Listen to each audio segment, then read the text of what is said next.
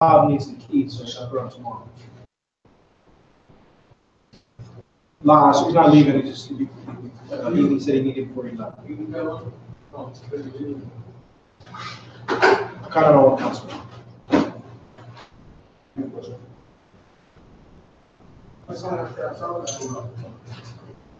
gonna give it a towel, right?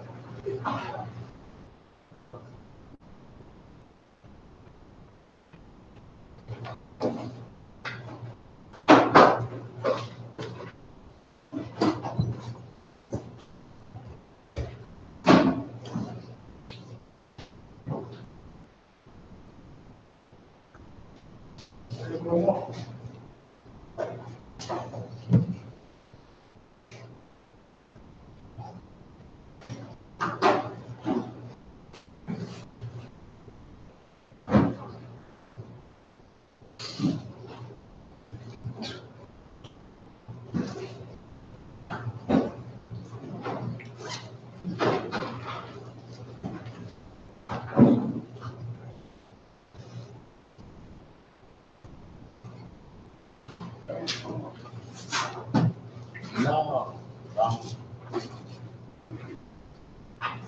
It's hot as hell in here.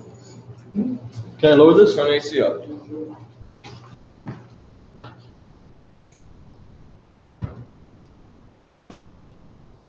Yeah.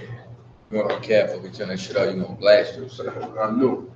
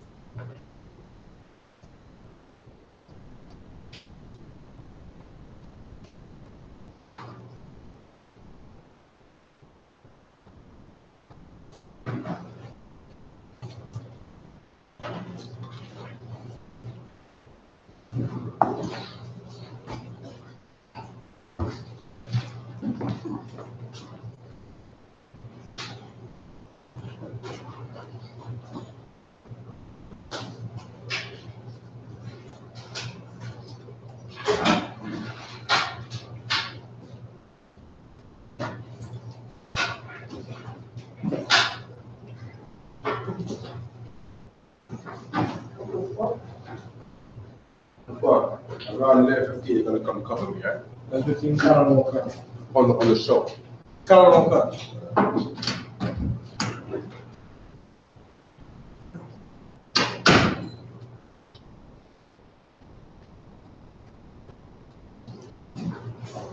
Oh, that's your she runs Bible.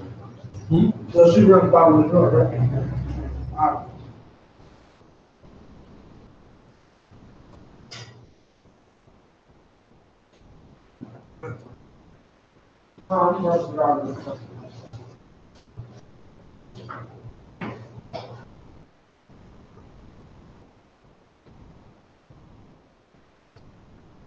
Did I do this correctly?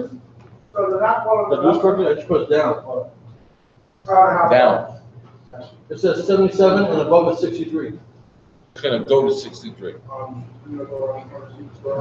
It says cool, right? Cool, yes. Give it a minute.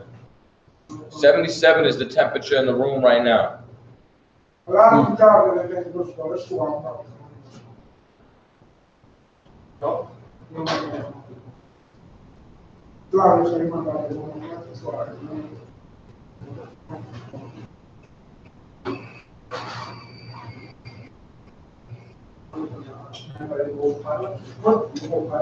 Yeah, but I'm gonna show you how to get garden in.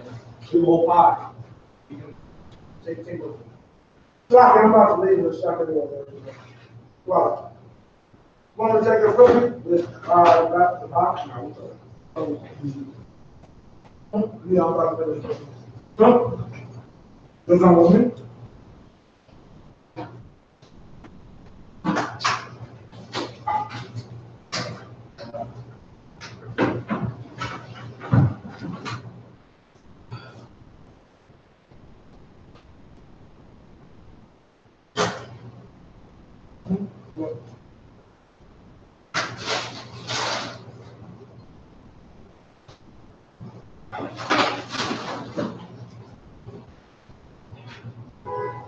Let's SHALAM, okay?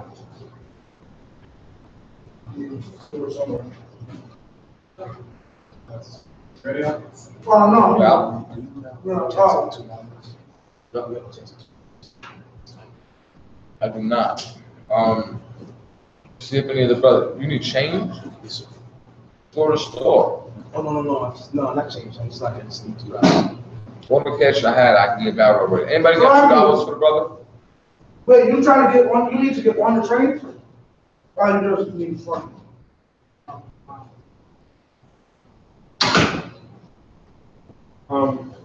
Flat, you wouldn't have to have $1 to go to the shop? Yes. Anybody got $2 for the brother? Yeah. Cool.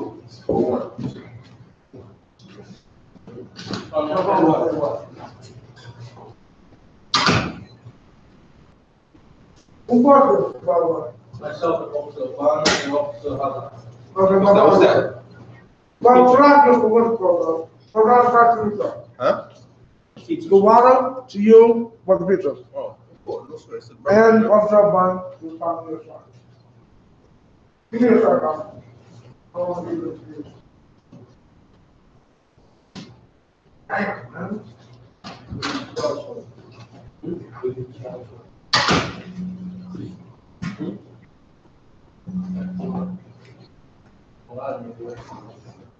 Yeah.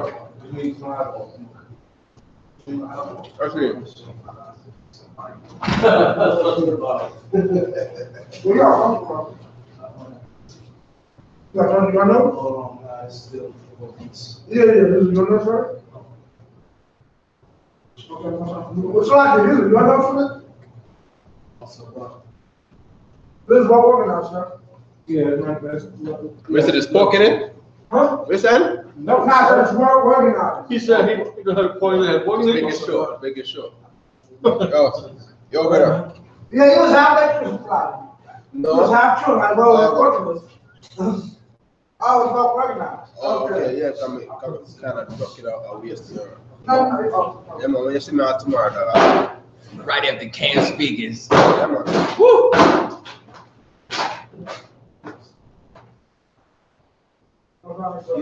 About it.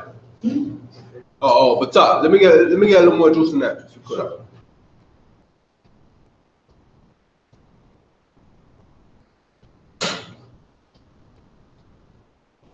Connect me to the nearest fat bitch. What song is that from? What song is that from? So like this, sir. What's your take on Chloe? Right, that whole thing that's going on with her.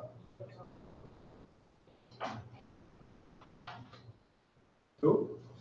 One of the well, this like really shouldn't be. What's it I called? think you listen to music. Okay, Tom.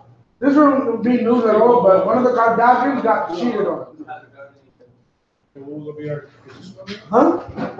What's our position on that? Nah, I always wanted to know what Cap had to say. Because it's funny, like, they treat us like shit. Like, move from Israelite to Israelite to Israelite. But one Israelite fucks them over. And I'm not dealing with basketball players no more. Like, the fat Kardashian. The fat bitch was married to the crack kid. Yeah, she got with another ball player. Now that nigga's cheating on her. But like, four bitches that come out the woodwork in 48 hours. He's a black man. Sign crack.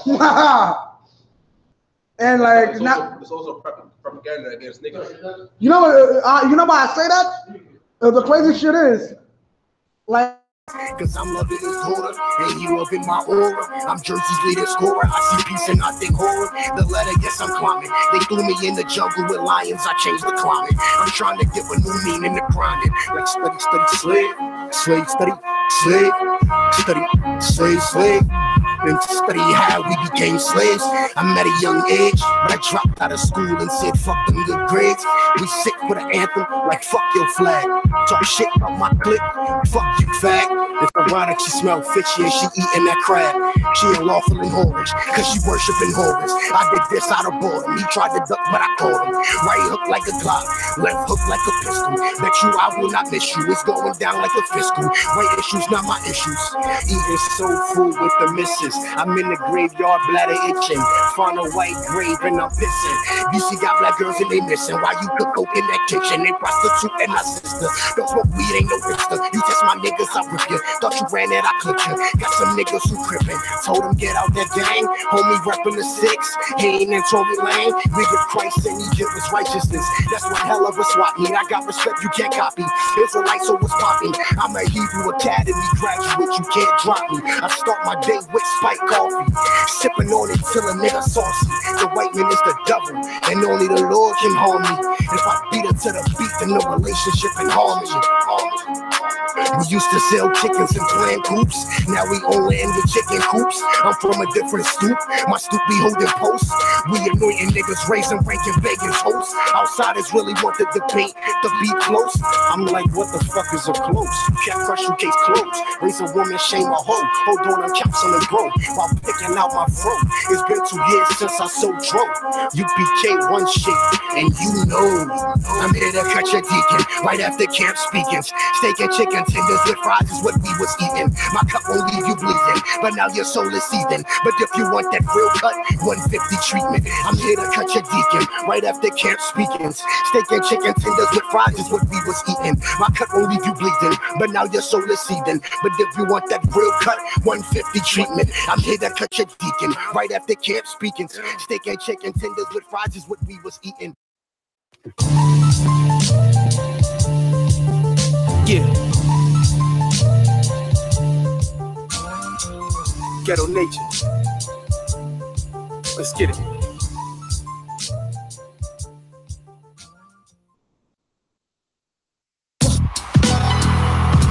Say U.P.K. Say U.P.K. Say U.P.K. Say GEN.YAHANNA. Say go Kuwait. Say go Tazaryach. Growing up in the B's, people struggle, life hustle. See that kid on the Ave, got the rocket, he bubble. Make it a double, grandpa drinking. On the project benches twisted. Summertime got the wrenches. For the hoes outside, clean the whips, kid. Double Dutch, handball, little boys and girls. Music blasting, I'm rhyming. Hey yo, tagging the horse, police ride by. Like okay, fly guy, no fear like a youngin'. Older now, still stubborn. On the mic, child, still funky like an onion. I'm feeling with that U.P.K. healing. Police can frisk us, yeah, they can't harm me. With the army of God in here, it's all of them. 20,300 men in here. God of Moses, who shall I fear? Bucks Lightyear, we taking them far out there. We the chosen, never posing, never sleep a dozing on. U.P.K, we the boss. Reminiscing, looking at the moldy ceilings. I'm not trying to kill, I'm out to make a killing. For U.P.K. fans, I understand. Everybody wanna be the man. Like T.I., Luda, Jay-Z, Young Jeezy, Little Weezy. You can do it like an easy. On the come up, like Georgia Weezy. And I'ma stay Yakazaya Allah till the whole world see me. Mic check, I still got a 1-2-1-2. Brain wreck, snap your neck like DOS effects. Yeah, U.P.K. We got the game in the smash. Police can frisk us, yeah, they can't harm me. With the army of God in here, it's all of them. 20,300 men in here. God of Moses, who shall I fear? Bucks Lightyear, we taking them far out there. We the chosen, never posing, never sleep a dozing on. U.P.K, we the boss. I'm U.P.K, never the whack shit. Borrow from the real classics. Add it up and you got positive. Negative with negative. How the cold messages. Lukewarm I never been. Separate the boys from the men, the toys from the kin. They rob themselves, I rhyme to win. Long as I got my paper beats and pens, I rhyme to the end. Grind to the end. No labels. You sign to them. Minstrel shows with no souls. It's like fighting a war with no shoes. The same old news confused. Ghetto nature paying my dues to frisk us, yeah. They can't harm me with the army of God in here. It's all of them. 20,300 men in here. God of Moses, who shall I fear? Buzz Lightyear, we taking them far out there. We the chosen, never posting, never sleep a dozing on. UPK, we the boss.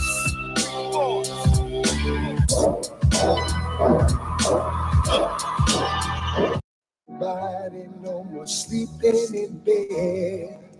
No more back thinking, time for thinking again. The world's changed so very much from what it used to be.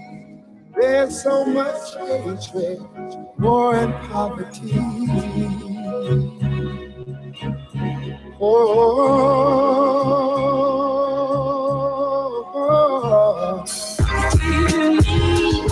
Shalom, what's going on, man? What's going on, man?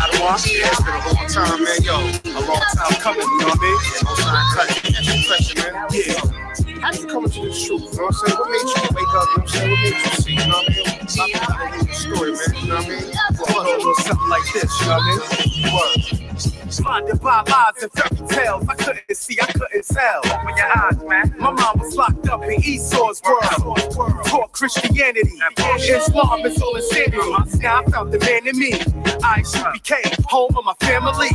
And I gotta be a priest and a prophet first. Secondly, lyrically the MC with my staff. Like Moses parting the sea. We got guns for wars and roses for wifey. Don't give a fuck, they don't like me. We the truth, giving sight to the posse from the hell that we living in. Job turkey, we don't celebrate Thanksgiving, man. Ladies and ghetto men, blacks, Hispanics, natives. Truth is, we not Americans. Yeah, man, I see where you're coming from, man. Yeah, that's real right there. I understand that. Yeah, man, no doubt. But yo, Shalom, now that you see, I'm saying it's not a game. I.S.U.P.K, home of the truth. At camp or the booth, my brother, tell me what you've been through. Now that you can see on the wake up, tell them how it be. Yeah, that's no problem at all, man. You know, it's been on my mind for a long time anyway. Let me explain to you how it went down with me. You know what I'm saying? It's been a long path, man. Long road, but here it go. I came a long way from thieving, getting high and fiending, planning, plotting, and scheming, flipping for any reason, living like a heathen, possessed by the demons. I didn't want to leave them, I only wanted to defeat them. Voices in my head speaking, they had me screaming, contemplating on different ways that in my breathing. Fast lane, I was speeding, and started seeing this U.P.K soldiers on the corner they was teaching. The white man is the devil for his crimes, I believed him. The real Jews is black, the thoughts so relieving. Changing my ways, I could see my fam peeping. They say I'm going crazy, but there's no way I'm leaving. I'm fighting for my crown to go, my king, I'ma please him. Anything other than that is straight treason. I go hard like I drunk a 40 ounce of Siemens. Thorn in my side, but I'm riding like a Prius. Yeah, man, that's my story, man. That's basically how I went, man. Nothing more, nothing less. Hey, yo, man, that's exactly the truth right there, man. We done let them know what time it is. You know what I mean? And gave them one to grow on, so yo, man, so on and so on, man. Yeah, man, the fight continues, man. Gotta do it for the people, that's it. You know what I mean? And we can't stop, man. Most high in Christ. Yeah, man, you know how it go, man. You can train us to do this. That's what we do. It's the job, man. Word up, man. We came in as troopers, now we officers, man. And we gotta keep going, man. And the fight continue down forever. Now our whole post back up, we'll get choked. I'm on the mic, going over keynotes, clearing my throat. Blaze it up, I make the mic smoke. Damn right, when it's all said and done, it's all she wrote. PK style, anything else is a joke. They like comedians, entertaining the folks. It ain't nothing funny, our people ODing on dope. Pills and coke, don't forget that we smoke. Gotta save like they can't swim and fill up a boat. That life preserver, that be the laws of the most. The white man is the devil, better watch his approach. Devil means deceiver, don't believe what he spoke. Has taken all the money, leaving grandma broke. Pictures of Caesar Bashir, giving them hope. I'm glad I woke up and I ain't fall for the hoax. Most high in Christ, it could have been us both. Yeah, man, that's crazy. I feel you, bro. Yo, you know what I'm saying? But see, we got a job to do, man. We gotta teach the black Hispanics and Native Americans that they're the original Jews, man. Yeah, man, it's a fight, yo. Somebody gotta do it. You know, man, anybody else. Word up, man. You know what I'm saying? Most high in Christ, man. You know what I'm saying?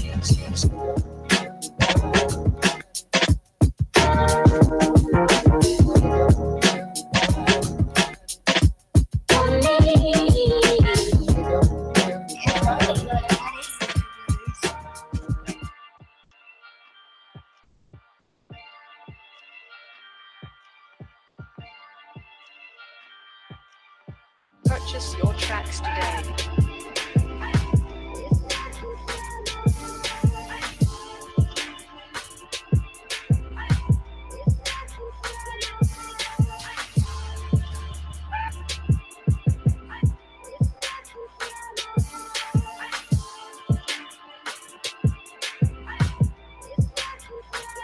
Know the people been waiting for a minute for something authentic. Came in the truth and bossed in it, made niggas regroup. Had to shed light on a false image. U.P.K. whole court. Now who the fuck won scrimmage? 2 words for soft niggas. What is good riddance? Don't affiliate with feminine symptoms. I know you feel me, nigga.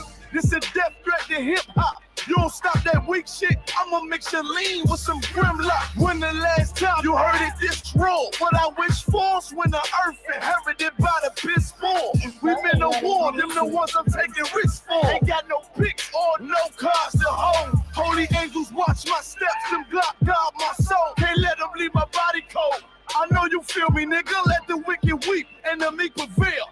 God never been 50-50. I should now awake and sleep a cell.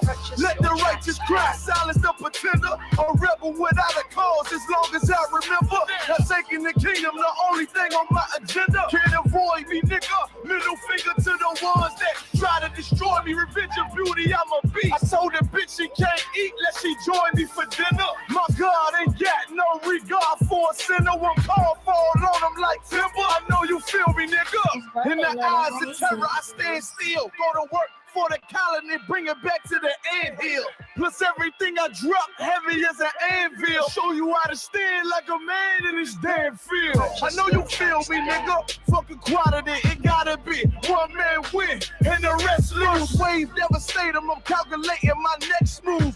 U.P.K. with real niggas seek refuge. Body shots for pause, that'll get you bruised. My niggas whole rank to check your little attitude. I came to fuck up your mood on your little holiday like I'm Mr. Scrooge. Resurrected from the grave, walking from the fall. Visions in my eyes, gripping the mic, screaming God bless the underdog. Down by the letter, and live by that protocol. Walk by faith, not by sight. Ain't no hope for the struggles. Life like never war, resist or get pulled into a world that never left you. I will endure. Election will be sure, correction will be swift. No Will Smith, but I am legend. What else would you call the killer of deception? A leader got soldiers on post in every direction. On gold like a German shepherd. Young and a restless, swear honor like a diamond necklace. I know you feel me, nigga.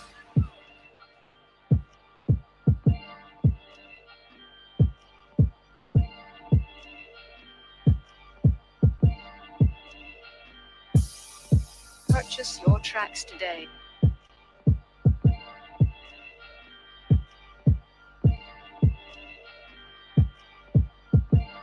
If you want to cross the line, you'd have crossed it. If you want to play games, go play that somewhere else. We got business to do here. Cross the line or get the out. Either one. I.S.U.P.K. Yeah. I know you feel me, nigga. Let me tell you something, bro. That's my shit right there. They said play No Homo by Captain Chaataza. I don't know which song you're talking about. And if you got that song, you stole it. Right. I'm just playing, but I don't know how you got that.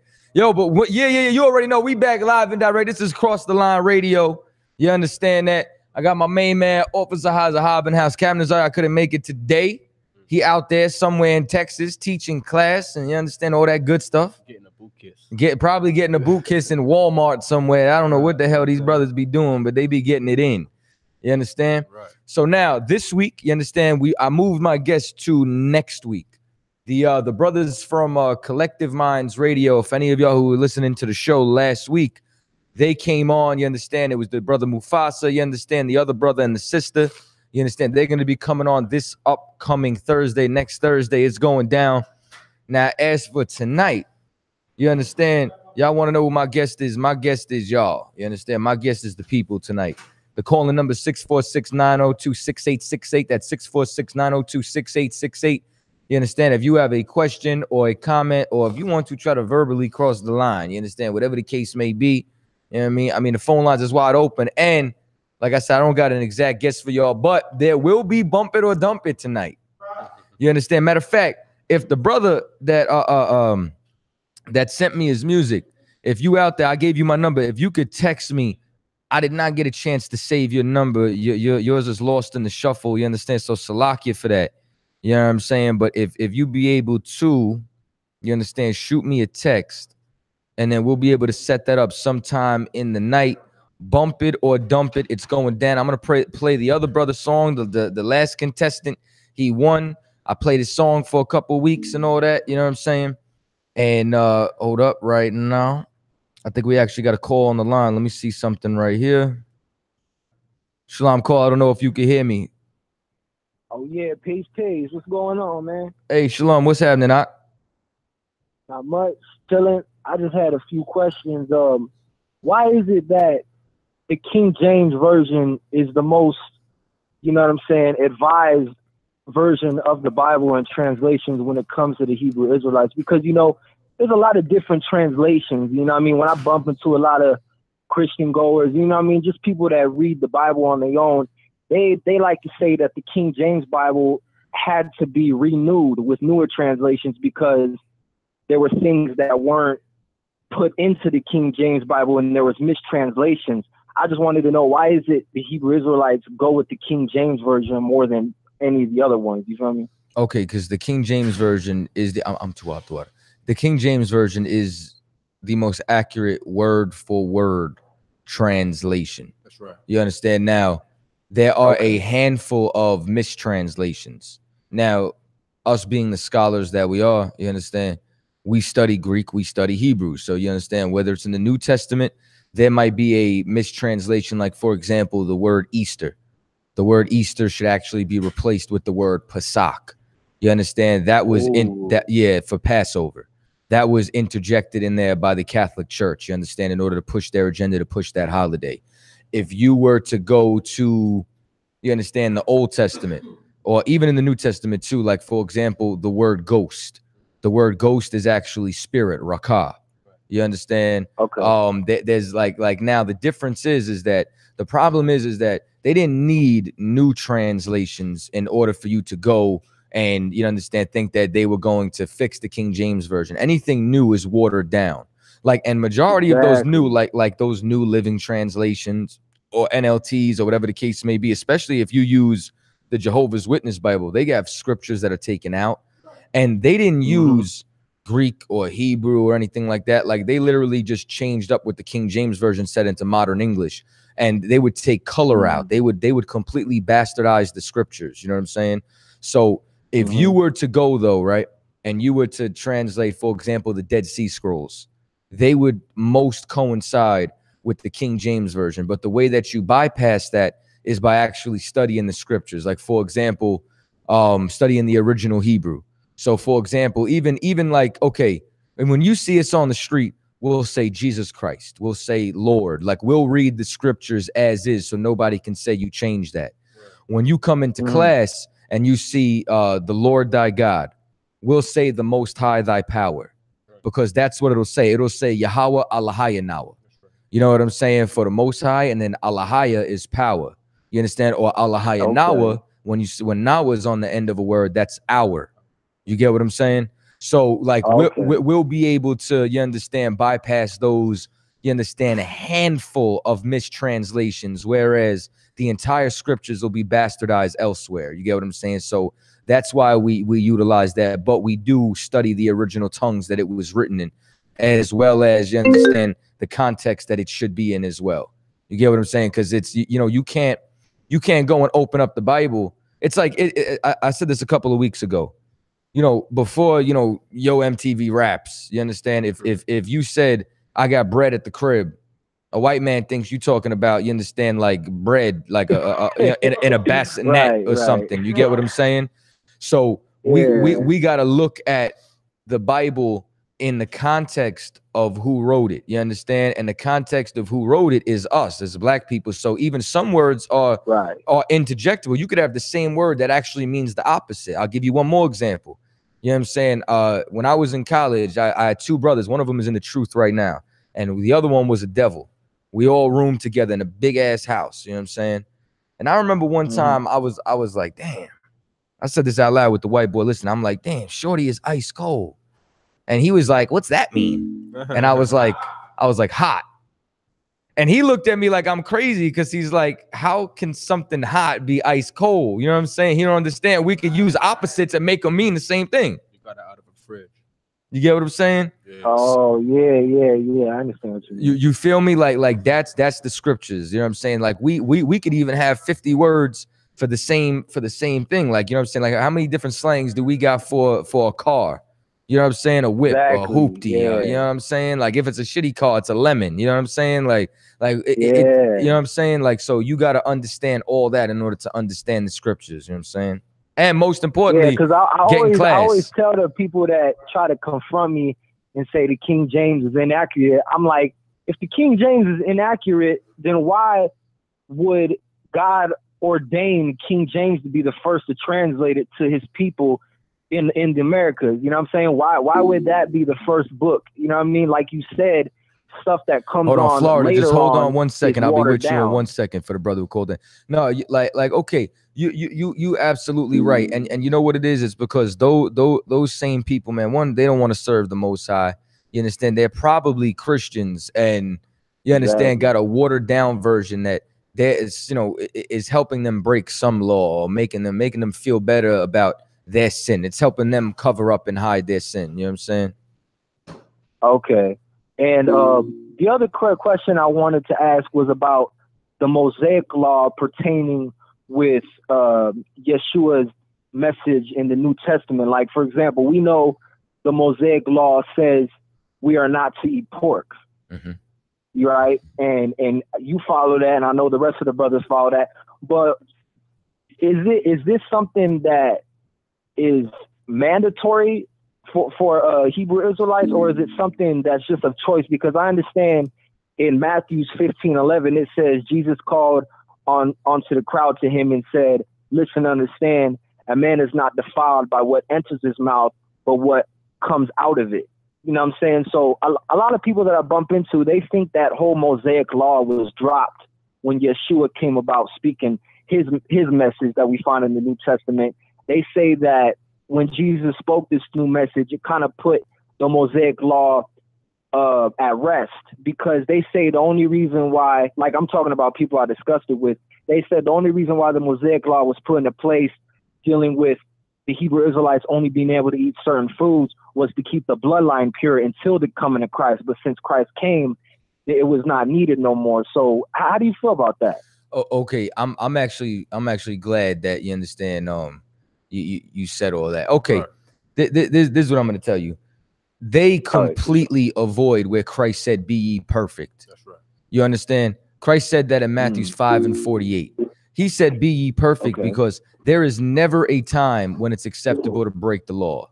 You get what I'm saying? Yeah, the brother from Chicago. Hold on 1 second. I'm gonna be with you right after this call. All right.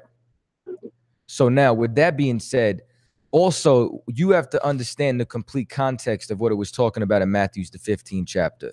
When you actually read, you want to say something? I'll pass it to you in 1 second. All right.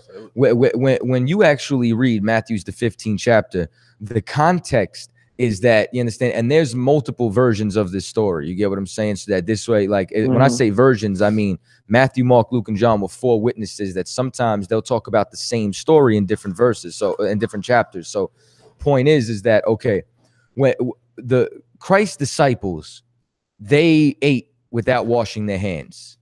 That was a tradition that was among Israel at that time, especially the aristocracy. You understand? These were like your bougie Negroes of today. You understand? Your Al Sharptons, your Creflo Dollars. You understand? Like, these are the people that they take man's traditions over the Lord's. You get what I'm saying? So what happened is that Christ ends up in that same chapter checking them. You understand? Because you understand, they'll wash their hands, but they'll disrespect their mother or father. They'll wash their hands, but they'll eat pork. You understand? So now when you continue on, Christ starts to say what defiles you. And he starts talking about lies and slander and murder. So it's not what goes into your mouth, meaning he's trying to say, listen, these brothers are safer not washing their hands and eating that bread than you are spewing your false doctrine. You understand? What's defiling you is what's coming out of your mouth. What's defiling you is the lies. What defiles a Christian is God loves everybody. What defiles a Christian is the law's done away with. What defiles a Christian is you could eat pork. Those things are the things that defile you, what comes out of your mouth. That's why Christ said, beware of the leaven of the Pharisee, which is hypocrisy. Because with that same mouth that Christian is saying, don't eat the pork with, he's blowing a rod. You get what I'm saying? Like with the same lips that he's going to turn around and say, you can't say shit or ass or something like that. He's going to go literally blow another man or molest a boy. So it's basically them just trying to use the scriptures in order to justify, you understand, their wickedness or their sin. Christ did not do away with the law. I'm going to add one more thing, then I'm going to give it to Officer Hazahab. He wanted to say something, but this is the point that I wanted to say. Sure. The idea that, you know, they wanted to just keep something pure. First of all, you'd have to show me anywhere in history where Israel was always completely pure. We sinned consistently throughout history. So therefore, we were always going into captivity. You read Judges, we're in captivity every other chapter. You get what I'm saying? So now, regardless of that, here's the point. We were never pure. That's why Christ had to come. Christ wouldn't have had to come if we weren't tainted in the first place. So that's why their argument's out the window. Now, if I could add on to that, if you, I'm gonna paint it like this. If there was a brother, right? Like, let's say you're locked up and you're locked up with another brother. And while you and that other brother is locked up, you know what I'm saying? You're going to be executed. And right before they come to get you, they call your name. This brother steps in and says, nah, don't take him. Take me. Let him go. And they hearken onto him. They listen. And they release you. And then they execute that brother in front of you. Would you ever commit the crime that you committed again in order to get back in that position? Oh, of course not. Well, let me tell you something. If you did, you'd be pissing on what that brother died for. Well, every Christian who wants to eat pork is pissing on what Christ died for. Every Christian that wants, I like that. You know what I'm saying? Listen, that's the Lord, Most High in Christ. If you were to go and continue, what shall we continue in sin that grace may abound? You're putting your king into open shame. And that's something that we are never to do. We are crucifying him every time you want to eat that pork chop. You get what I'm saying? Like, the Christians want to say the blood of Jesus, the blood of Jesus. Here's why we're covered in his blood, because we're red-handed, because we're guilty.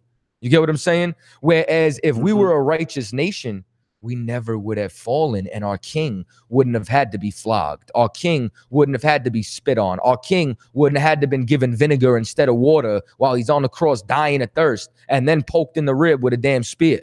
You get what I'm saying? Like none of that would have had to happen if we actually wouldn't have defiled ourselves. So we were never pure. We were always an unclean thing. That's why our righteousness is as filthy rags. Like, that's why it don't matter how far you've been in the truth, how many Passovers you celebrated, all of us deserve death.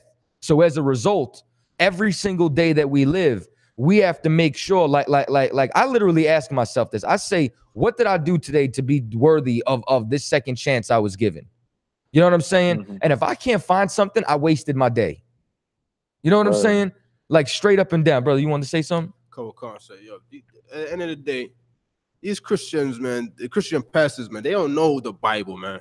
You know what I mean? They don't, like, when it comes down to it, like, they just don't know what Christ said in the Bible. Like, they take one, you know what I'm saying? They got probably a verse that they got from out of, you know what I'm saying, when you get down to it, come out of slavery.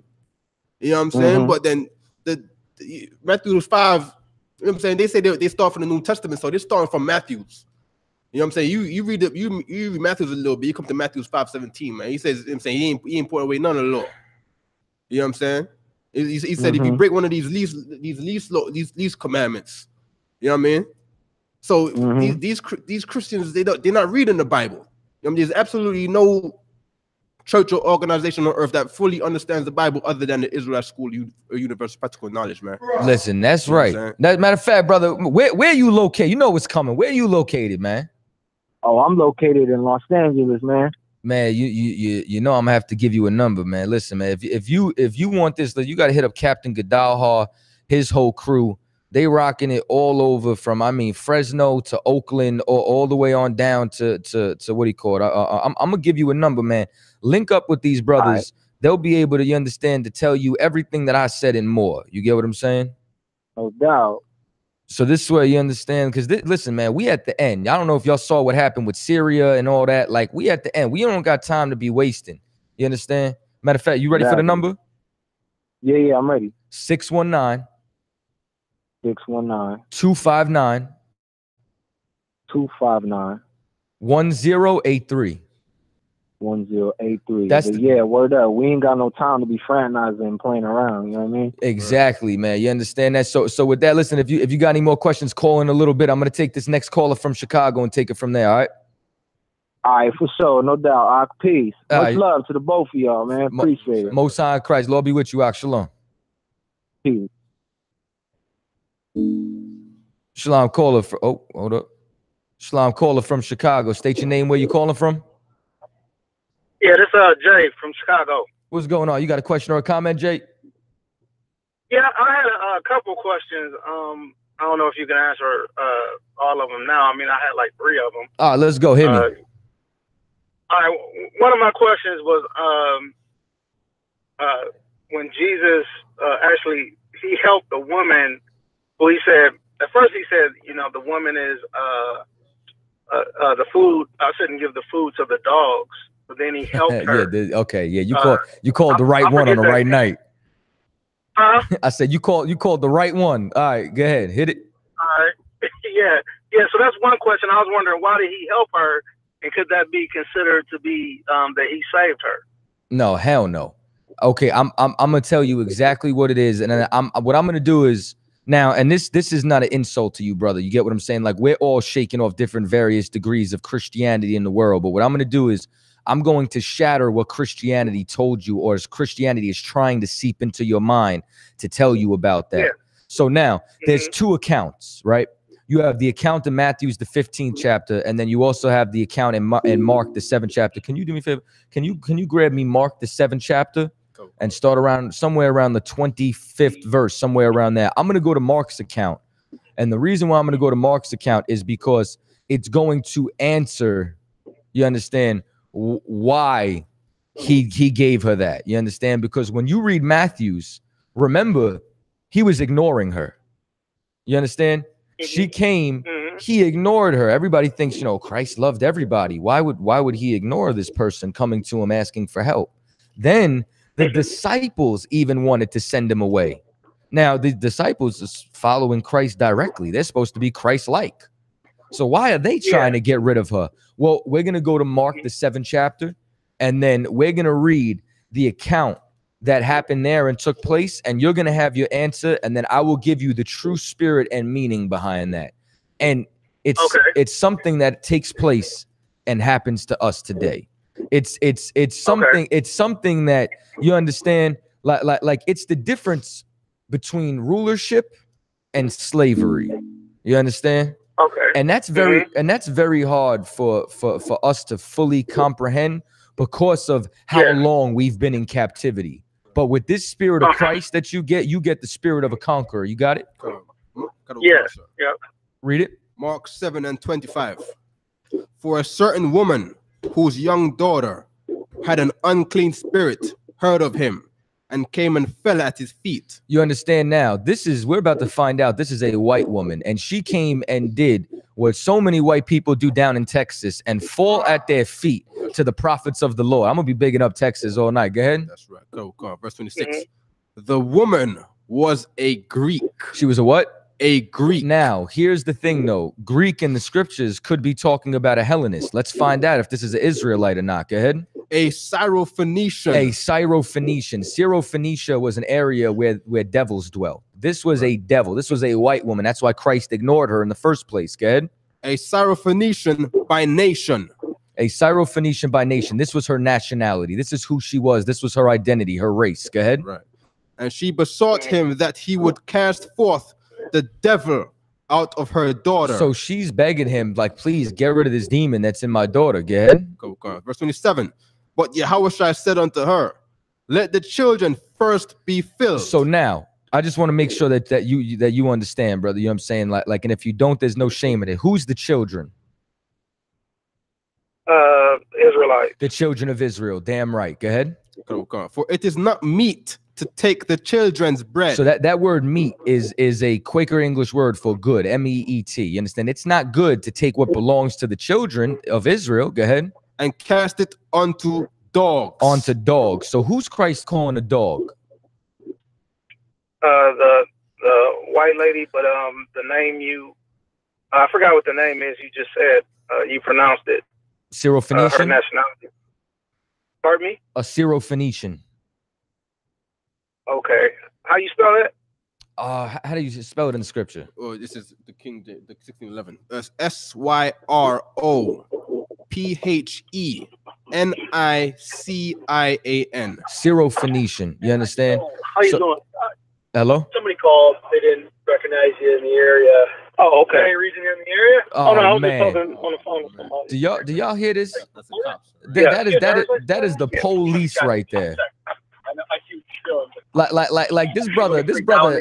Let me tell you something. Oh, okay. This brother called into a show to try to find out about the word of God. This is why America's going to burn. You understand? Like this brother can't even learn about God without being harassed by the police. Right. You understand? Let's see here. Brother, I'm gonna stay on the phone with you just because I know what the devil does to our people. Like this is absolutely insane. I'm gonna give him a minute. Y'all hear that? This is absolutely crazy. We are not gonna leave this brother right now. You understand? But while we waiting, I'm gonna tell y'all a story. You understand? I don't want to get too distracted or nothing like that. But we gonna long suffer with this brother. You understand? Make sure he's all right. You know what I'm saying? But let me tell y'all something. The brother that I was talking to earlier, right? Like the brother who called in before, he said something like he said, yeah, man, we can't just be sitting around. And I could only imagine what, you know what I'm saying, what brothers and sisters are thinking when they start to hear about World War III and they're in the world. You get what I'm saying? Because inside here, like we pray for that. You get what I'm saying? Like we're waiting for this place to be destroyed. We're waiting for the Lord's judgment to come down on any single one of our enemies that harm Black, Hispanic, and Native Indians. Right. But I remember, and I was actually talking to my rib about this earlier. You know what I'm saying? Like, and she gonna be mad as hell when I tell the story, but I'm gonna tell mine too. All right. We were talking about like a couple of years ago, there was like 3 dates when the world was supposed to end. You know what I'm saying? And I never went all crazy or nothing like that, except on one night. But first, I'm gonna tell my rib story. My rib was telling me her and a friend thought that the world was gonna end, and they were crying. You know what I'm saying? Like they were telling all their friends and calling their family like, "Oh, I'll stay with you tomorrow," and all that. And this is what Christianity does. You understand? It creates lies. You understand? And gives you no answer in any situation. You understand? And that means like if you're crying or you're upset at the world ending or something like that, it's because you didn't make your election sure. Right. It's because you don't really know where it is that you're supposed to fall in this grand scheme of things. Like, and that's what I love about the truth. The truth gave me direction. You understand? The truth gave me a sound and solid spirit. It gave me, you understand, momentum. You understand, self-confidence in every single area of life, even when I deal with the police like this brother. That because I serve the Lord, I don't have to worry about if I'm going to get killed or not, or what the case may be. I know how to deal with them. I know the Lord's with me. Right. You understand? Like any situation, this is the school of universal and practical knowledge. You understand? But with that being said, so I told my version of the story. You know what I'm saying? I remember, I don't remember which date it was. You understand? Dawood was there, if I remember correctly. And my main man, Vic, he's still in the world. You understand? Lord be with him. I hope he comes in here. But I remember, man, we got the straps. I was sitting on the couch with a machete. You know what I'm saying? And we were playing Call of Duty Zombies. You know what I'm saying? Black Ops Zombies, waiting for the zombie apocalypse to happen. You get what I'm saying? Like, this is what happens when you're in the world and you take heed to fables. This is what happens when you're in the world. You understand? And you do not understand the truth of the Most High. You can be seduced by absolutely anything. You understand? Brother, you all right?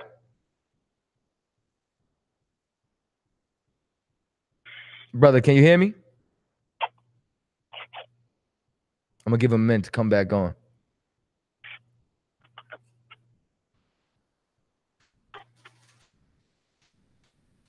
And mind you, this brother probably ain't want to talk on the phone. You understand? Wanted to be a law-abiding citizen, pulled over so that this way he can call into the show. You understand? Probably not hold a black object in his hand. Yeah, you understand? There was a couple years back. There was a show on TV where they had a skit where they compared how it looks for a white man to pull out a wallet out of his pocket versus a black man. And every time the black man pulled his wallet out of his pocket, like the perception on how they viewed it on screen was like it always looked like he had a gun on him. Right. You know what I'm saying? So a black man, he gets stopped on the street, take out your ID, and then there was back in the 90s, there was a lot of police killing black men for taking their IDs out of their pockets. And there was them saying, you know how the white man go around town always. He want to observe and study every little thing about what's going on in the cities and whatnot. And they had that little skit. You know what I mean? So a brother now, he getting pulled over by the cops. You know what I mean? He talking to us. You know what I mean? He probably sidetracked that to even remember that he's still on the phone right now, just for the sake of to guard his life and not be mistaken for holding a weapon. You know what I'm saying? Because a harmless phone. If I may, because they're the real terrorists. Right. You understand? Cool. Like I was actually brother, whenever you're ready, I don't know if you can hear me, but you know what I'm saying? You could chime in, we can get back to the breakdown. But I was talking, ran into a pizzeria. You understand? Ordering my pizza. You understand? So I start talking to this devil. He you know what I'm saying? He's seen Vice and all that. You know what I'm saying? So we rapping and all that. He's like, a lot of what you, and this is the devil saying, he's like, a lot of what you guys say is true and all that. He's like, but like, do you really believe that I have white privilege? Like, and I was just like, yeah, I believe you got white privilege. I'm like, but let me ask you something. He's like, how? I'm like, you ever get pulled over by the cops? He's like, yeah. I'm like, have you ever been afraid for your life and thought that you might not make it home to your family tonight? He said, never. I said, that's white privilege. And he looked at me like it was like a light went on. You know what I'm saying? You know, exactly. You know what I'm saying? Brother, you there? Can you hear me?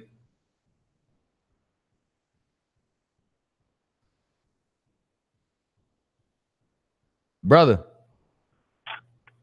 Hello? Can you hear me? Yeah, I just pulled off. The cops just stopped me or whatever. Yeah, I heard, brother. I didn't want to leave you. I want to make sure you was all right. Yeah, thanks. I'm glad you did. Yeah, I just pulled over, to call in or whatever, because I didn't want to be talking on the phone. And it's funny because something told me to leave. I had like deja vu. Something told me to leave right before he came up. Man, the white man's the devil. But if you're still willing, we could proceed, brother. This way you can get your questions answered. Well, can I call you back? Cause I'm like driving now. I got away from there. But I could call back. Yeah, you wise to do so. Yeah, just call back in a little bit, brother. The phone will be open for you. Yeah, thanks for staying on the line too. I appreciate it. Yeah, no sweat. You already know, man. All right, shalom. White man is the devil that the Bible speaks of. And I guarantee you that brother knows that tonight. That's right. You understand? Anybody wants to call in, you understand? I actually wanted to answer. That's one of my favorite topics to talk about. The number 646-902-6868. That's 646-902-6868. You understand? Goddamn police done pulled them over. I was just sitting there like, yeah, we got some calls in the area. You understand? Suspicious man out here. You understand? Brother trying to learn about the word of God. Right. You understand? Right. Brother sitting there trying to have the Bible broke down. Right. It's absolutely crazy. You had something you want to say? No, sir, not forgetting, sir. You know what I'm saying? A month ago in the news, I'm saying, being that you asked a white person about white privilege, you know what I'm saying? There was also a woman on the news that forgot about her white privilege, where she got pulled over by a cop. She's a white woman now. You know what I'm saying? We can't forget this. And then she's saying she's seen the amount of cop killings on the news when black people were getting pulled over in a car, so she was afraid for her life. The white cop told her, "Did you forget? We only kill black people." Right, trying to calm her down. Calm her down. You don't see the white people getting killed in the news. We only kill black people. You know what I mean? Because the white man knows what he's doing. You know what I'm saying? It's not. You know what I'm saying? This ain't no accident, man. And brother, that's how they really feel. Right. You get what I'm saying? Like, and they know that. And that's why if any of y'all, you understand, got to do a little bit of a plug. Look at the I.S.U.P.K. History channel. You know what I'm saying? You'll see like brothers, Captain Soccer War, myself, Officer Macabre, brothers who are into the history. We broke down that these police stations, all these different, you understand, forces, all came from slave catching patrols. And every single one of their procedures is cemented and deeply rooted in Barbadian slave codes. You understand? The slave codes inside of America ain't too much changed. You understand? Like stop and frisk. You understand? They used to hunt runaway slaves with dogs. Now they got the canine unit. You'll find that everything just transformed, man. You understand? So now I know there was a brother from Florida that was trying to call in. Y'all got any questions or comments, whatever the case may be? You understand? Y'all could call in 646-902-6868. And with all that going on, man, you understand? Police are unified. That's right. They are unified. General Muhammad broke out like the two strongest unions inside New York is the teachers union and the police union. That's right. They have the absolute most power. Same thing like the cops were trying to stop the brother who killed what was the brother's name that was selling the mixtapes? No, Alton Sterling. You understand? Those cops band together, you understand, to protect their brother. You understand? Like that was on their force with him, man. Like they will stick together. We got to stick together. That's why I wish I could have done more than just stay on the phone with that brother. Right. You know what I'm saying? Right. Like just to make sure that this brother will be safe. Like we have to stay together, man. We have to be together. Like in these days and age, we're going to have to realize that we're all we got. Like and every race is starting to realize that, including, and this is what blows my mind. White South Africans, you understand, en masse, do not originate in America. They come from all different various points of Europe. You understand? Some of them have been there for hundreds of years, and they're reaching out to Donald Trump. You get what I'm saying? Why? Because, and this is what kills me too. Like when people say pro-black is not anti-white. No, it is. You understand? Love is the opposite of hate. Hate is the opposite of love. You will love something, you will hate something else. Caller, bear with me 1 second. I just want to make this point. They see that Donald Trump is the man who can help them because he's pro-white, which makes him anti-black and Hispanic. His racism lets them know that he loves and prefers us. And it's going to take something to shatter Israel and wake our people up. And they're going to realize, yo, these crazy niggas on the corner. And I'd hate to disrespect the brothers like that, but that's how people in the world see us. You understand? I'd hate to take away any drop of honor from my brothers out here. You understand? These righteous men that I got the honor of sitting with. You understand? But the point is that they're going to be like, these brothers is right. You get what I'm saying? They must love us if they hate this devil who hates us like that. Like eventually they're going to have to realize that we're the last stop. Brother 317 number, go ahead. You live. What's happening, Chaataza? What's going on? What's that? You got a question or a comment? Yeah, man. I wanted to basically ask to see if you could break down Yahweh Shai. How, like, I know it's two different. You got the Yiddish and then you got the ancient. Caller from North Carolina. Hold on 1 second. I'm gonna get with you next. Go ahead, brother. Finish your question. Salakia. Yeah, so if you could just basically break that down from Yahweh Shai. Okay, Yahweh Shai. Okay, you have different variations today of bastardized Hebrew. You get what I'm saying? You have different, for lack of a better term, dialects. You have like an Ashkenaz, you have a Yemenite, and a what's the other one? Sephardic. You understand? And each one of them have a different way of pronouncing. Some people use the V, some people use the W sound. You get what I'm saying?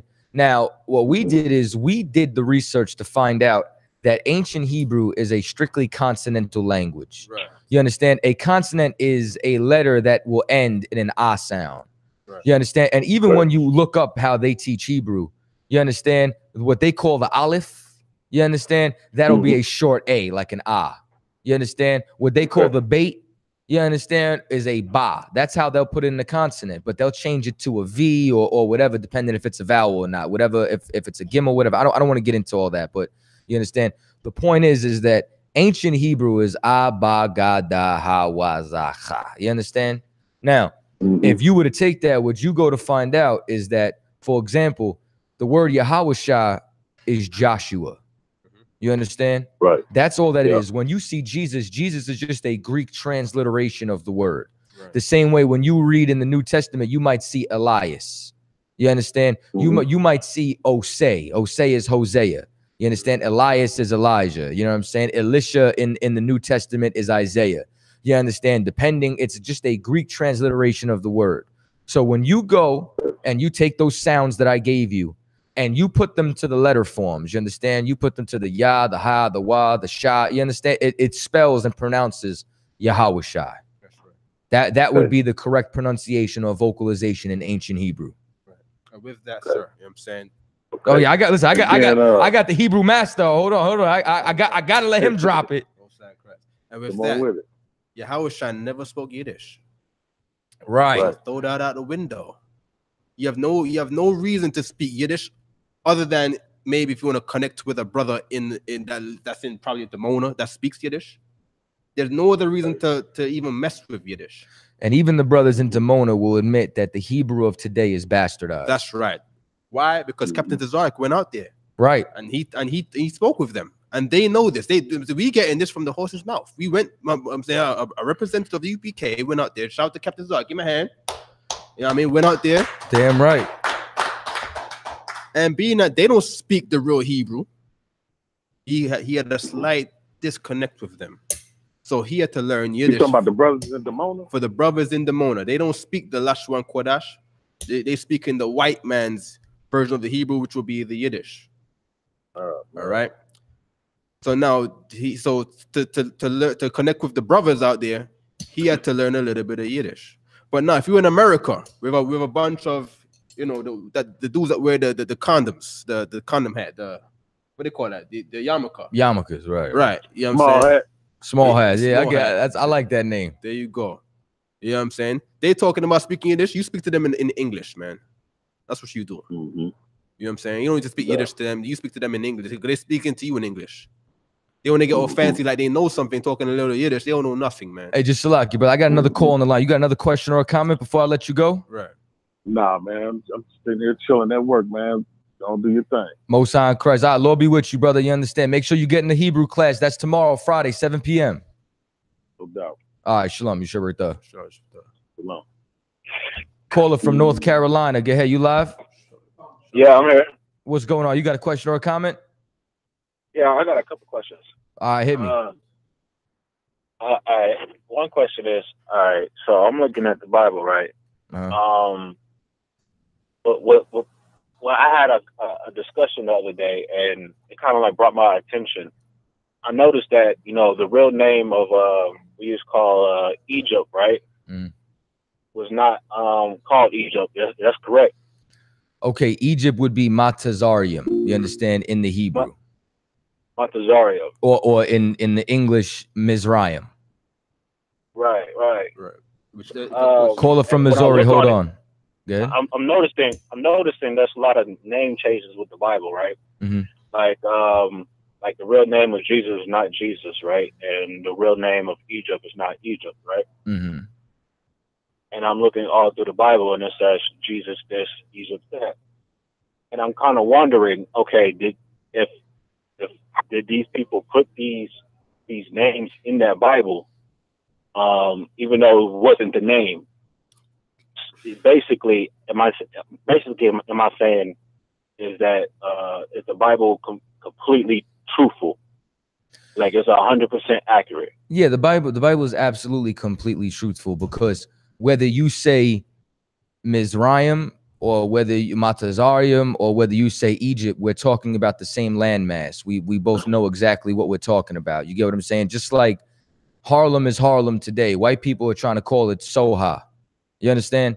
Now, whether they call it Soha or we call it Harlem, we're both talking about the same place. You understand? We're talking about uptown in Manhattan. We're talking about where the Apollo's at, where the I.S.U.P.K is, where the truth originated. You get what I'm saying? So you can't, like, even sometimes now, even when it comes down to Jesus, that's just a Greek transliteration. We're speaking English right now.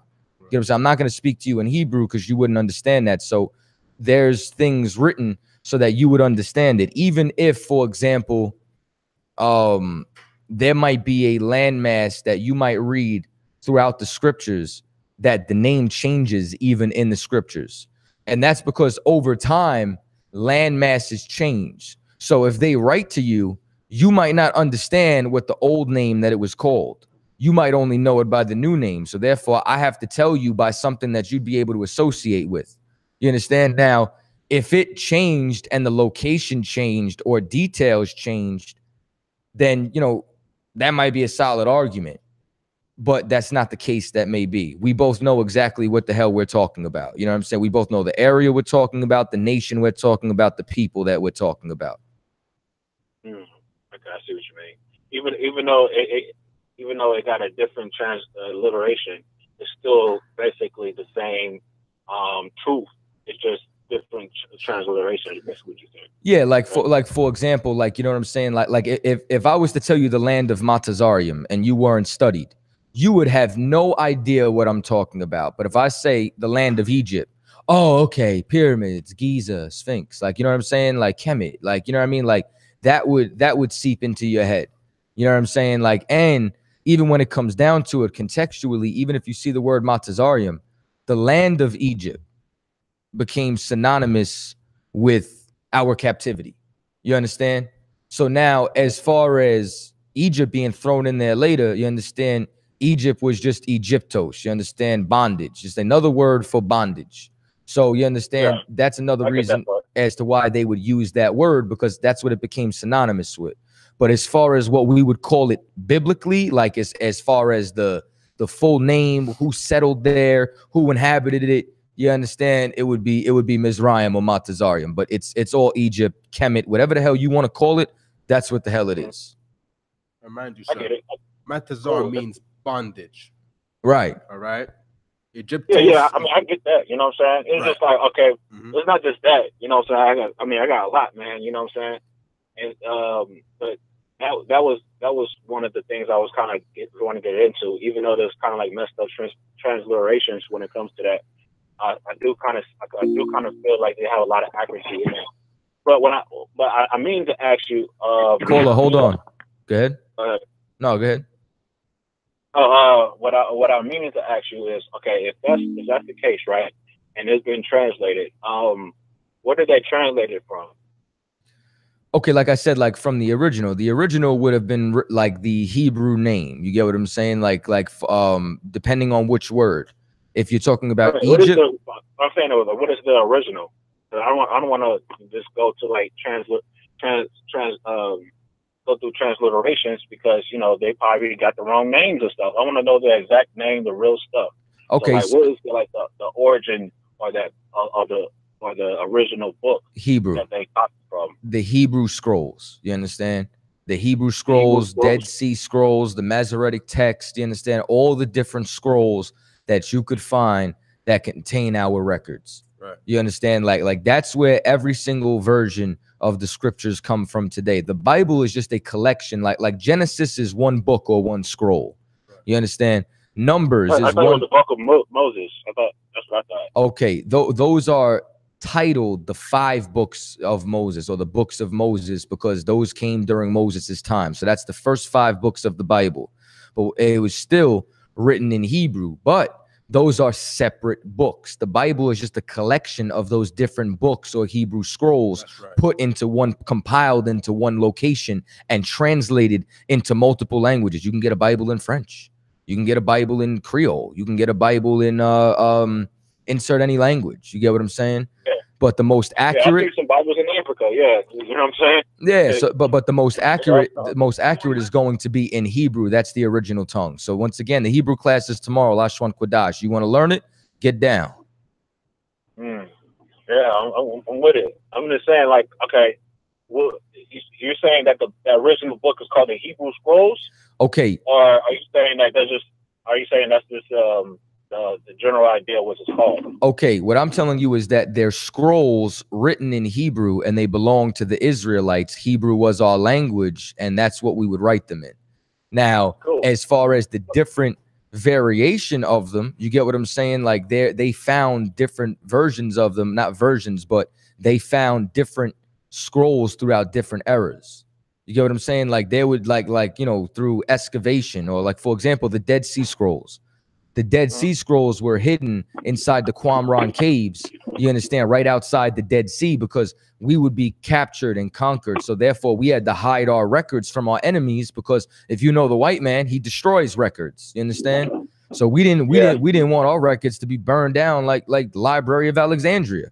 You get what I'm saying? So that's where, like, when you see the Bible today, they'll come, or they'll be identically matched with the Dead Sea Scrolls. You get what I'm saying? With that, the word Bible, the word Bible just means book. You know what I'm saying? A lot of people hear the word Bible and they have it as like, oh, what is it? The Bible, this word comes from biblios, which means book. That's it. It's just a holy book. Holy book, separate. The word holy means separate. It's a separate book. It's a book like no other. Completely unbiased in history and everything pertaining to Israelites. All right. But now, brother, you got any other questions? I got a lot more, you know, because I've been studying this stuff and I want to get into it. I just want to get these questions out the way before I even get into it. You know what I'm talking about, right? Okay, well, I mean, if you absolutely listen, if you got any questions pertaining to Hebrew, you should go to Hebrew class tomorrow. That's 7 to 9 p.m. Eastern Standard Time. You understand? You can catch that online or in person, depending on what city you're in. Okay, cool. What city are you in? Actually, I'm in Atlanta right now. Brother, we got a school in Atlanta. I got broads in Atlanta. Get out of here, man. I got broads in Atlanta, and we got a school in Atlanta. I'm gonna give you the number to Atlanta right now. All right, hold on. My rib really in Atlanta, though. I ain't even playing about that. All right, what is it? Okay, that is, bear with me. Okay, 404 997 9123. You call that number, them brothers gonna get you right, all right? All right, cool. I'm gonna take this next call. I'm going. Shalom. All right, shalom. That reminds me, sir, when you got your marriage blessed by coming in GEN.YAHANNA. Most High Christ. In Atlanta. That's ATL. Right. You understand?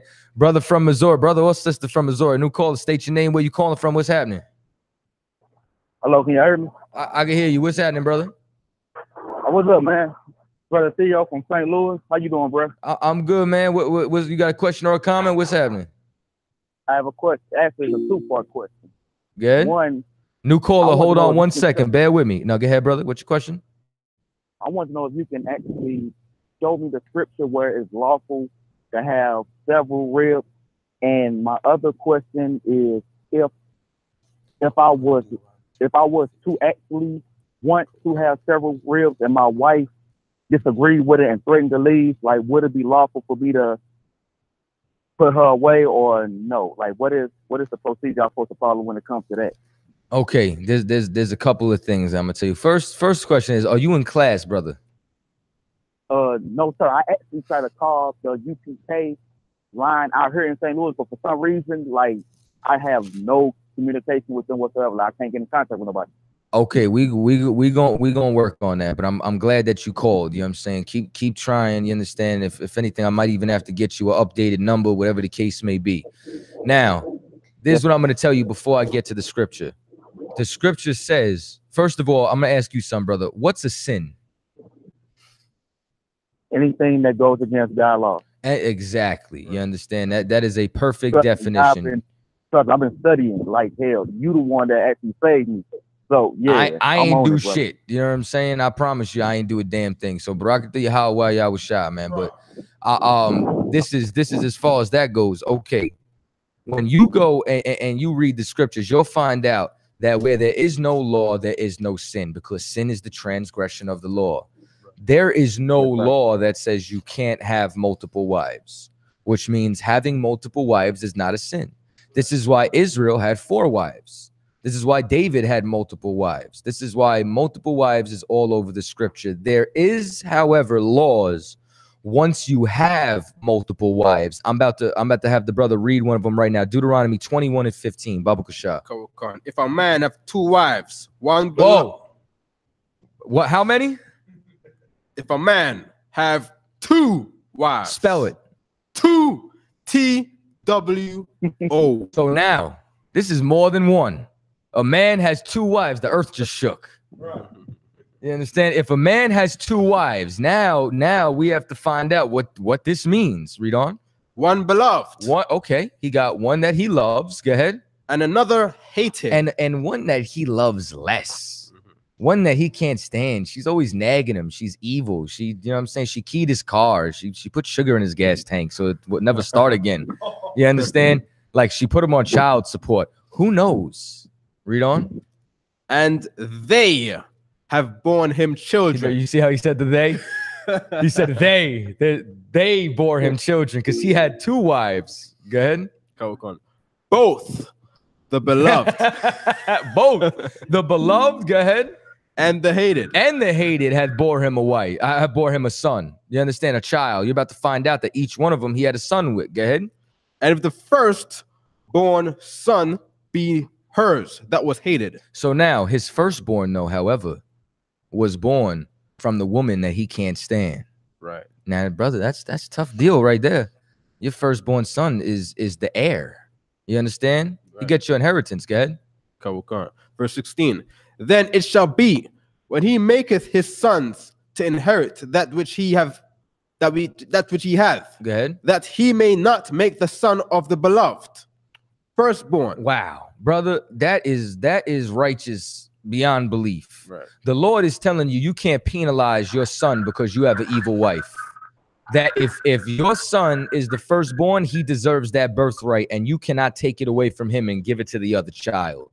That's a law concerning multiple wives. Now, as far as your question, brother, I'm gonna tell you something. Now, you were with this woman before you woke up to your identity? Yes, sir. But I always had questions because I always I had a connection with that Bible, but I didn't know why I fit in the Bible until I actually looked up UPK on YouTube. Most High in Christ, brother. And that was all of us. Here's what I'm gonna tell you, right? The scripture says, man, like you have to hate your own life if you come in here. Otherwise, you can't be, you understand, Yahweh's servant. Now, why do I say that? Because there's 2 things that could happen, man. Your wife could stay with you. You understand?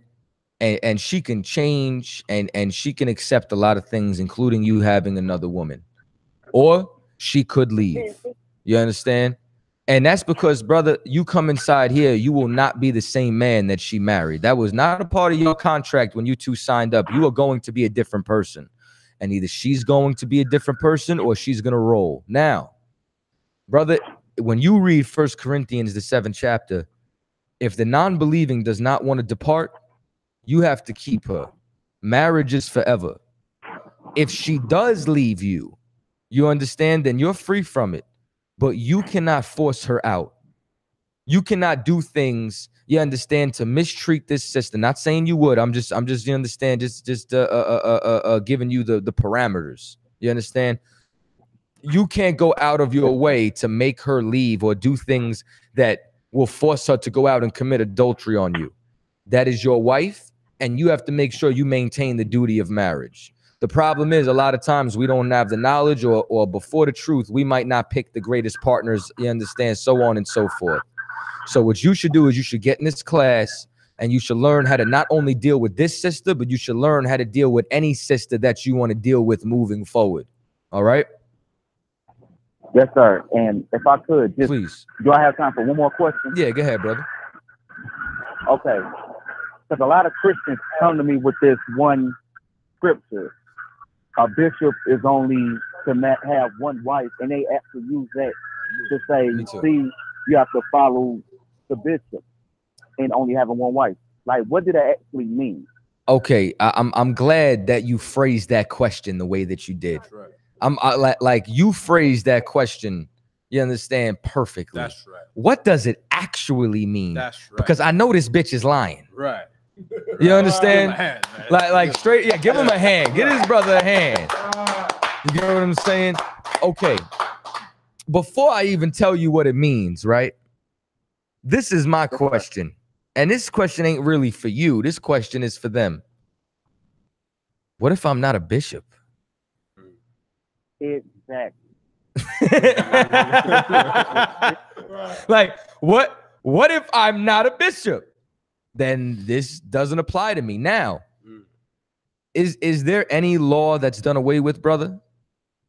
None. None. Pass the law. Right. So I just read a law where we could have multiple wives and how you operate when you have them. So if nothing changed in the New Testament, what is this talking about? Well, I'll tell you what. This is what the scripture says. The scripture says a bishop must be blameless. You understand? That must is attached to every word in that sentence. You understand? He must be blameless. Guess what else he must be? He also has to, comma, sober. Got to be sober. Comma, vigilant. You understand, comma, the husband of one wife. Well, let me ask you something. If we take that in the literal sense, right? A bishop is somebody who's in charge. The person who wrote that was Paul. Paul had 7 schools reporting to him. Right. Let me ask you something. Was Paul married?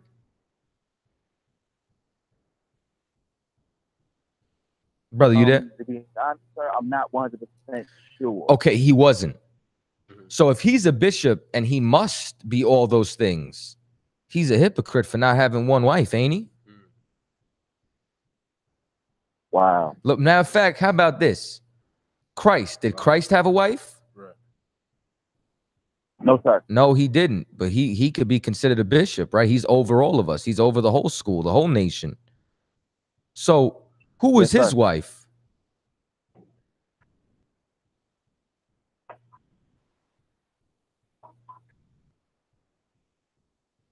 You with me?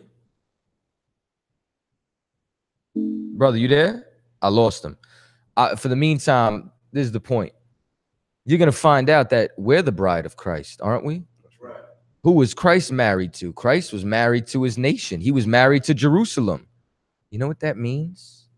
That means that we're married to our work. The one wife that a bishop, a deacon, or whatever, which we don't have bishops and deacons in here. Right. We have generals and captains and officers and troopers. Right. That's right. You understand? Because those bishops out there today are homosexuals. Right. They're soft. Right. Capital T. You understand? They raise sissies. That's right. They raise snitches. That's right. They raise police. Right. And you understand? And they wear purple. So now, that being said, back hurt. With that being said, that woman, that wife is the truth. It's being married to your work. It's your nation. It's Jerusalem. And Jerusalem better be your chief joy. That's right. You understand? Right. So, brother, I don't know if you can hear me. I hope that answered your question. We got another caller, 314-600. State your name, where you calling from. Yo, what's up? It's Brother Kev from Collective Minds Radio. Collective Mind Radio. What's happening? Yeah, you supposed to be on next. So you better a week early, man. What's up? I just had one question, and then I'm gonna take it offline. You feel me? Oh yeah, you don't want to get body bagged early. I see. No. We did just one question, but we touched on this last week with Captain Tazaryach. All right, just listen. If you ask the question, don't run. No, stay on the line. Okay, indeed. I'll stay on the line. I'm gonna mute my line, but I'm gonna stay on. Let's go. So, when we talk about Elohim being plural, right? Now, what I need you to do is break down who the other gods are, and when we talk about the in Genesis, when it speaks of the Lord said, is that the Most High talking? Is it one of the other gods? Just kind of break that down. When we talk about when they say the Lord speaks. In the first 5 books that supposedly, I guess, Moses wrote. You dig? So I just want to see, like, who are these other gods? Who's the Most High? Kind of break down, I guess, the rank of how that goes. Okay, just don't go nowhere, because I'm gonna need a little bit of interaction with you. All right, but I'm gonna answer your question, and then I'm gonna answer your other question with a question that's gonna help you answer your question. All right. There you go. Now here's the point. Okay. Once again, what Cap broke down last week when we went over to Colossians was the Most High. The only thing that the Most High put his hand on to make was Christ. You understand? Then Christ went and made the angels, and Christ and the angels. First of all, the word God or Elohim, which is really Alahayim, just means powers, judges, rulers. Those in authority or angels. Right. So these Elohim or these gods or these powers, you understand, were angels. They were made by Christ after the Most High made Christ. And then they went and did the work. Why did they go and do the work?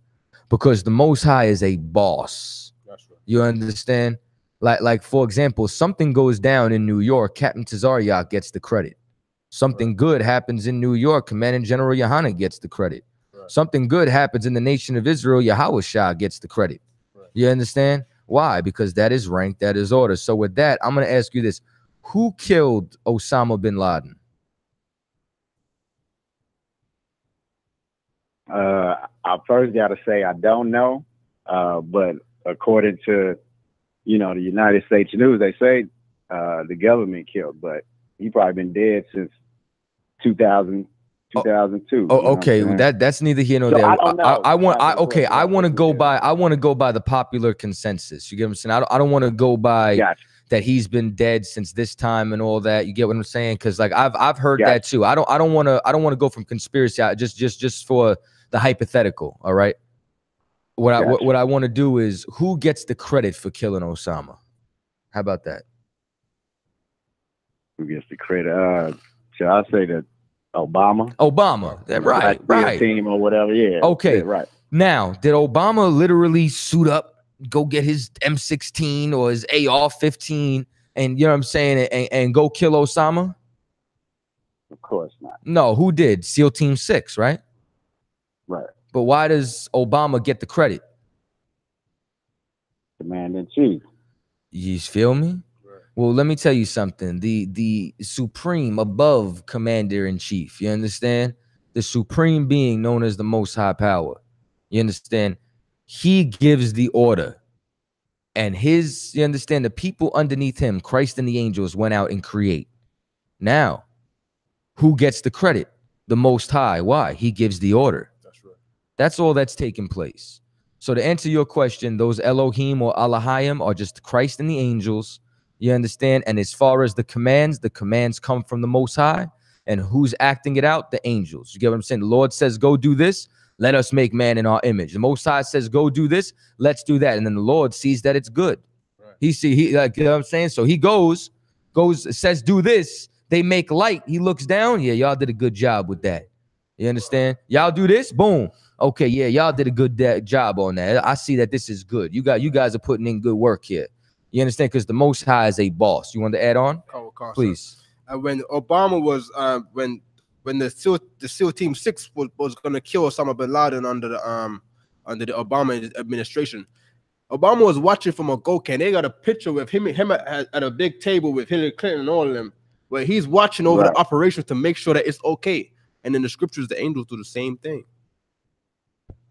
Indeed. So in Genesis, the person, you know, creating the world in 7 days, 6 days, and, you know, with Adam, interacting with Adam and Eve and Noah and everybody, that is the Most High, just for clarity. Okay. You're telling me that it is not the Most High directly, as in he is not putting his hand in creating it. That's why I stated earlier, the only thing that the Most High directly created was Christ. But it is the Most High giving the commands. Like, okay, how many people did Charles Manson kill? I mean, I don't even know, brother. Okay, he didn't. Listen, I'm going to tell you personally, he didn't kill any. He gave the order to kill, and his henchmen who were following him, they murdered. He went down for all those murders because they were following him. You understand? The Most High gets the credit. The angels physically did the work. Right. So what I'm saying is, who's interacting with Adam and Eve in the garden? Tell me. Okay. I need your help. The one. Now look, hold on. And before we even go there, is this story mythology? No, it is not mythology.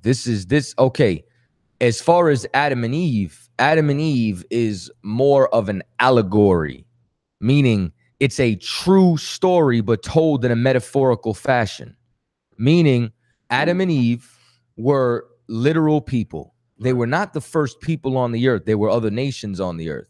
They were the first people that the Lord dealt with. They were the first people the Lord gave his wisdom to, his knowledge to, instruction to. That was the instruction that every man was capable of, which is when you asked your question last week, you said what? What does let us make man in our image mean? It means let us give man the ability to take instructions like we're taking right now when the Lord says, let there be light, and then we go do it. Well, Adam and Eve were able to receive those instructions and the Lord dealt with them. And as a result, right, from the Most High. I'm sorry, I don't want to cut you off, but you talking about the Most High. Right. And the Most High is who is okay, when the Most High speaks to people, he speaks to them using a messenger, but it's the Most High dealing with Adam and Eve. The Most High is responsible for everything taking place. He has people who works for them. Once again, he's a boss. You understand? Like General Mahayman, Captain Tazaryach, Commander General GEN.YAHANNA, any one of my superiors don't need to do minuscule things because they have men like me around who will get that shit done for them. You understand? Or any soldier up inside here. You understand? Like the angels are not weak. They are soldiers. You understand? It's kind out of one kind, and they move, they go. That's how we operate up in here. I get an order, I go. You understand? If I ask a question, it's so I can better complete my order. You know what I'm saying? That's right. So now, as far as to add on to what you said about mythology, I was saying it was an allegory, and I was briefly breaking it down. That when Adam got a woman from his rib, all he got was a woman from his nation. The same way you shouldn't go deal with a white woman. And when you go get your rib, you're getting a black, Hispanic, or Native Indian woman. And when the Most High sewed it up, he sewed it up so that moving forward, that would be our tradition. We're not going to deal with other nations. We're going to deal with people who are like us, who are in the ghetto like us, who are minorities like us, who get racially profiled like us. You understand? And then so on and so forth. And then when it kept going, when they were pulled from the dirt, that was them being pulled from the low state. The breath of life was them getting that knowledge. The trees in the garden, you understand, was other nations. The knowledge of good and evil is like if you were to smoke crack, you now know the evil of what comes with it. Whereas before you only had the knowledge of good, but now you smoke crack, you're going through withdrawals, you might steal some shit, you got to go to rehab, you might end up in jail. You have the knowledge of what it's like when things are good and what it's like when you're punished. So it was an allegory. You understand? Like it was a true story told in a metaphorical fashion. If you want to understand it, I guess we'll pick up next week. Indeed, I'm gonna leave it right there. But I appreciate you, brother, taking my call. And yeah, we'll see you next week. Most High in Christ. Indeed, brother Lord, Kev. All right, brother Peace, Kev, y'all. collective minds, Lord willing, see you next week. Shalom. You sure worked up. Hey, Lord be with you out. You know what I'm saying? The water for chilling. Okay, I got a number 407. State your name, where you calling from. Shalom, my name is Angel, calling from upstate New York. I'm in Rochester. What's going on, brother? I want you to break down Acts 19, 13 through 16, man, because I see y'all put that in the front of every video, and I love it. I've checked it out for the first time today, and it's real deep. But I want to see how y'all break it down, man. Yeah, no sweat. Now, do you mind if I start a couple of verses above it? Sure. No sweat. You probably didn't hear him. Could you go to Acts 19? You understand where we got the disclaimer? The brother said that he wanted that broken down, and we have that in front. You understand? For this direct purpose. This is like I love that disclaimer. You get what I'm saying? Man. Like we are men of the Lord. Do not try this at home. And this is why you can clearly see a difference between us and any other so-called Israelite group that's out there. You can see a difference in discipline. You could see a difference, like they don't even go out there with camp equipment. You get what I'm saying? Like I see some of them out there in fitted caps, fringes on their t-shirt, and Timbs and shorts, and I'm like, what are you doing? You know what I'm saying? Like could you take some honor and pride in the Most High's work? Like, you know what I'm saying? Like, you gonna you're gonna get all dressed up and look nice for a job interview, or you're gonna wear the uniform for your slavery for the white man. But when it comes down to serving the Lord, you can't get some proper attire. You got the scripture? Go ahead. This is the book of Acts, chapter 19 and verse 13. Then certain of the vagabond Jews. So can you go down 2 verses? Verse 11. and the Most High wrought special miracles by the hands of Paul.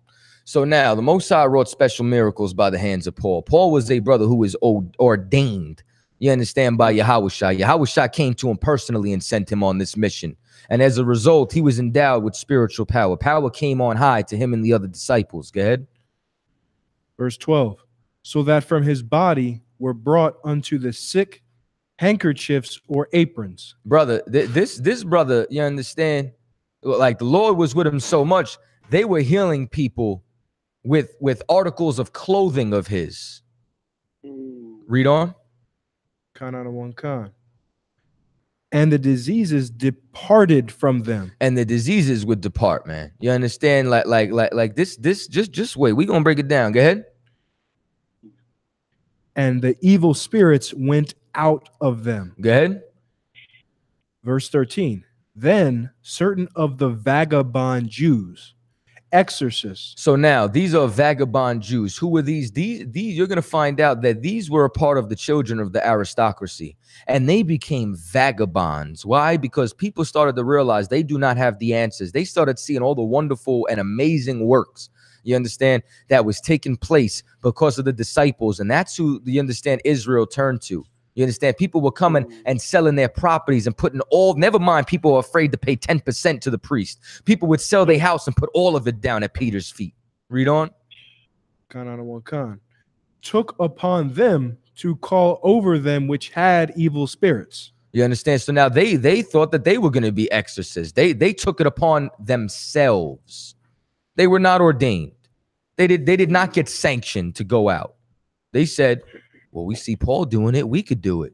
Just like anybody who with a YouTube account who watches us and thinks, hey, let me go stand on a corner in a bed sheet and fringes. Go ahead. The name of the Lord Yahushua, saying, we adjure you by Yahushua, whom Paul preacheth. Now, they said, whom Paul preacheth. You understand? They said, we adjourn you by whom he preacheth. Why would they have to say that? Because they wasn't with Paul. And if you weren't with Paul, you weren't with Yahushua. This story is the truth, is the proof. Go ahead. And there were 7 sons of one Seua, good, a Jew. So now you're about to find out that this was one of the aristocracy. These were the sons of this cat. Go ahead. And chief of the priests. He was a chief of the priest. Why did they become vagabonds? For the same reason that you're going to see Creflo Dollar, T.D.JAKES, you're going to see all of them become vagabonds. You understand? Why? Because they failed the Lord. You understand? And people are going to stop tithing with them.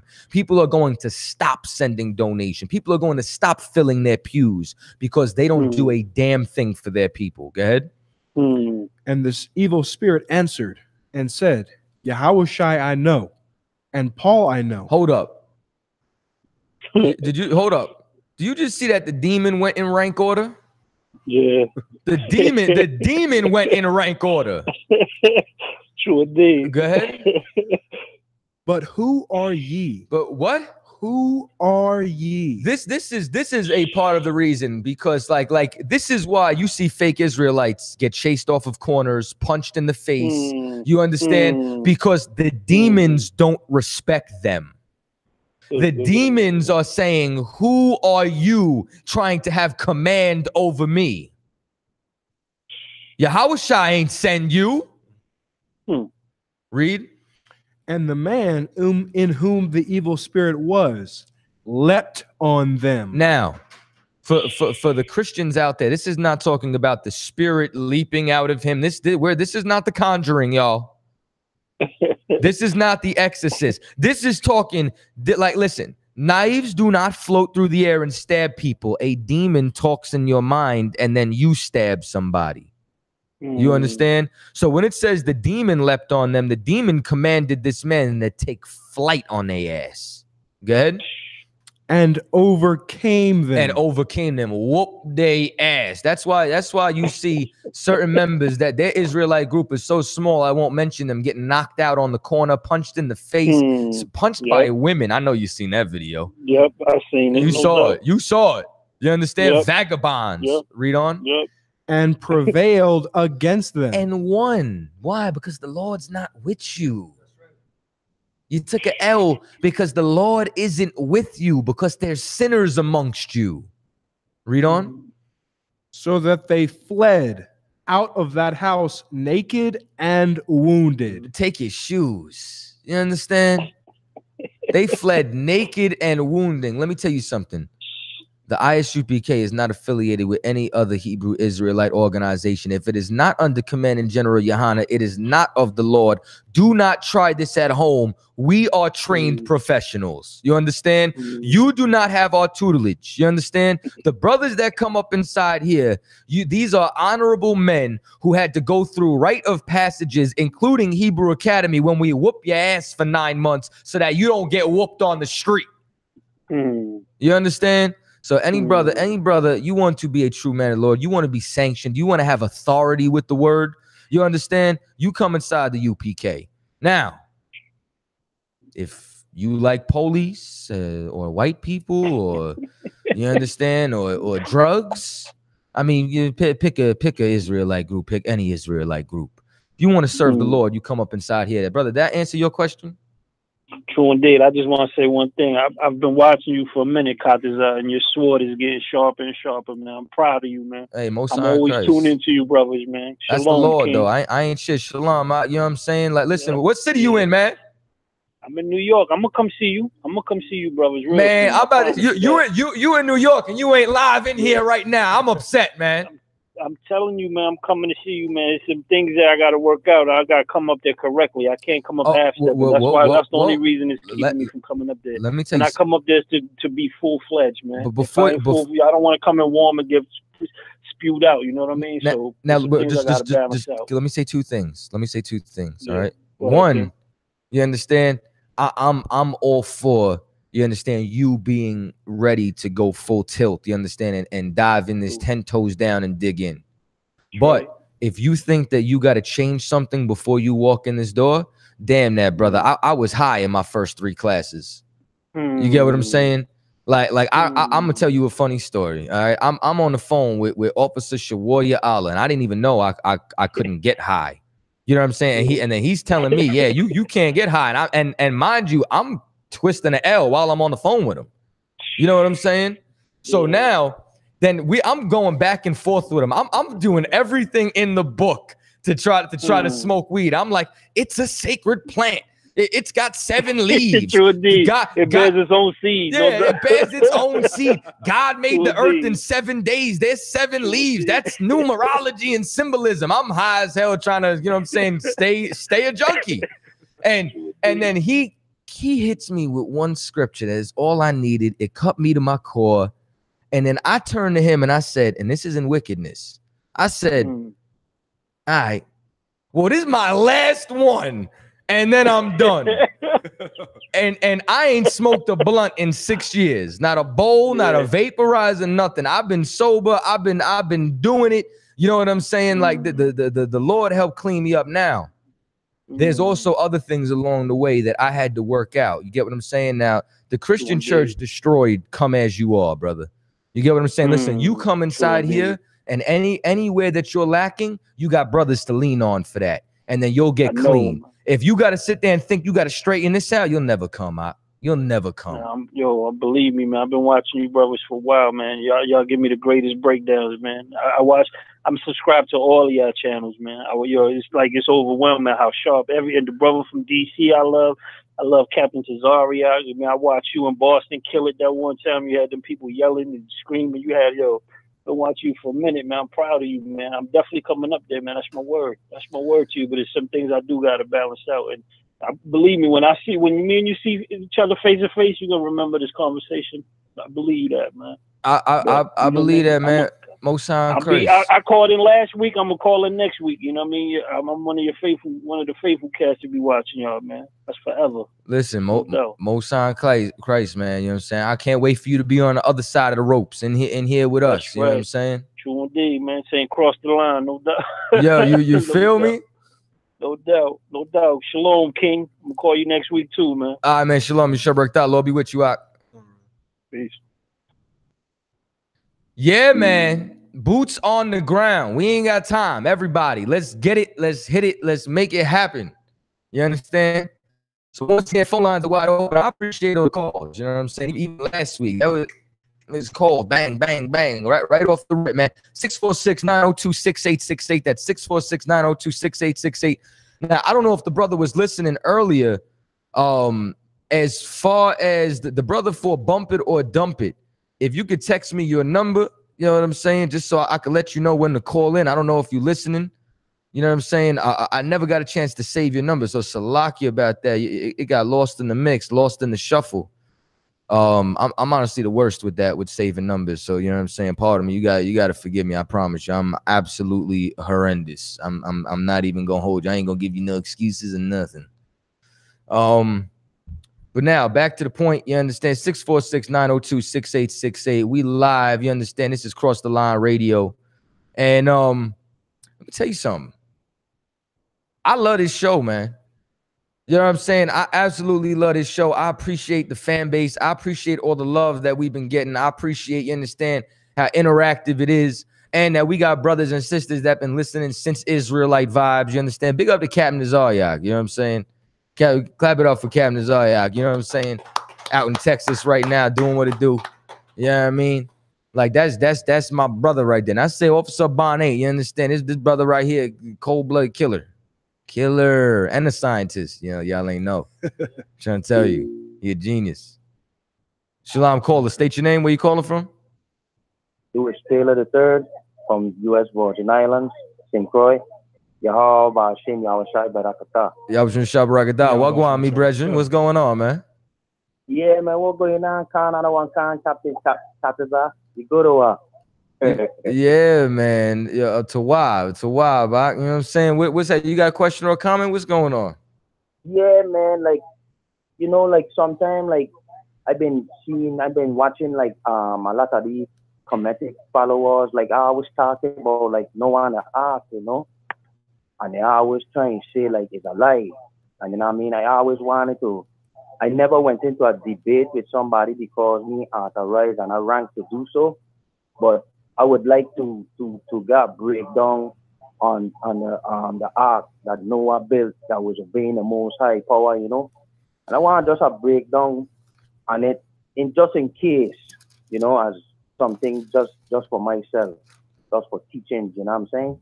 No sweat. I'm gonna tell you a couple of things. One, I'm gonna commend you because you said something that was very humble and something very hard to do that even I got checked on like a million times when I was a young man. I wanted to battle the earth when I came in here. Like you put a I found out I could have a sword and I just wanted to swing it every which way that I went.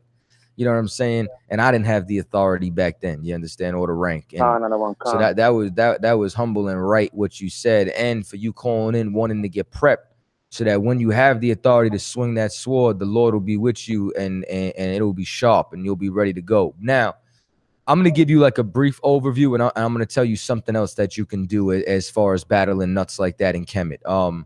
One, look up Officer Parasha. Big up to Officer Parasha in the UK. He did like an amazing lecture on Noah's Ark.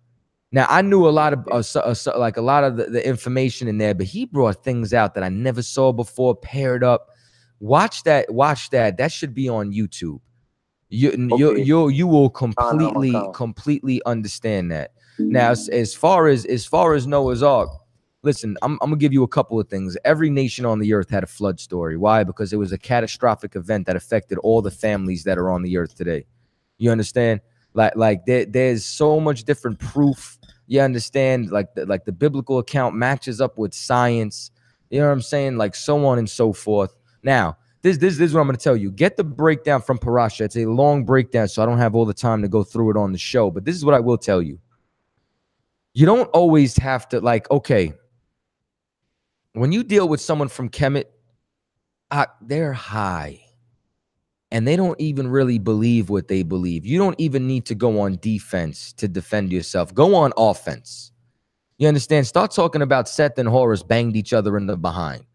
You understand? Start talking about how nobody knows who the authors of their walls are. Start talking about how their walls were changed, like with Queen Hatshepsut. You know what I'm saying? Like start banging them on their belief, and you'll find out that they ain't really about shit. You get what I'm saying? Now, if you want it for, you know, your own education, you understand? I think I lost the brother. Officer, but I don't know if you listen or not, but Officer Parasha did a 2-hour breakdown on that. You know what I'm saying? Like the little bit that I'd be able to give you now, brother, wouldn't even hold the candle to what that brother did. You know what I'm saying? So I would prefer you go get the whole thing all in one shot. Now, if you want a specific scripture broke down, I can do that for you. But if you want everything, even down to the science, the archaeology, you understand all that, you check that out. That brother did something.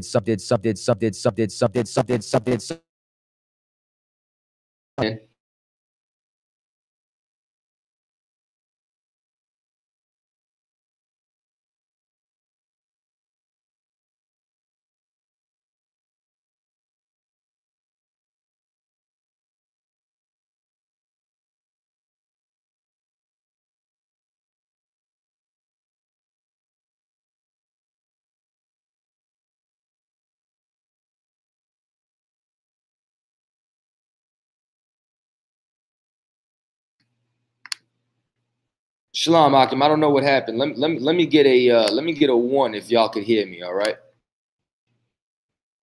What happened to the camera? I see.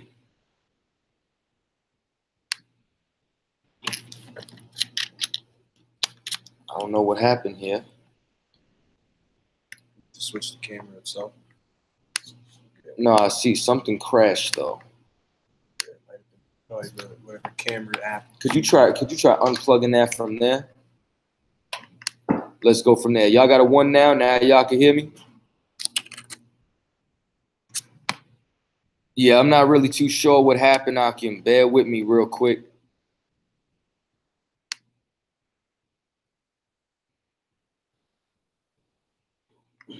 Just give me 1 second, y'all.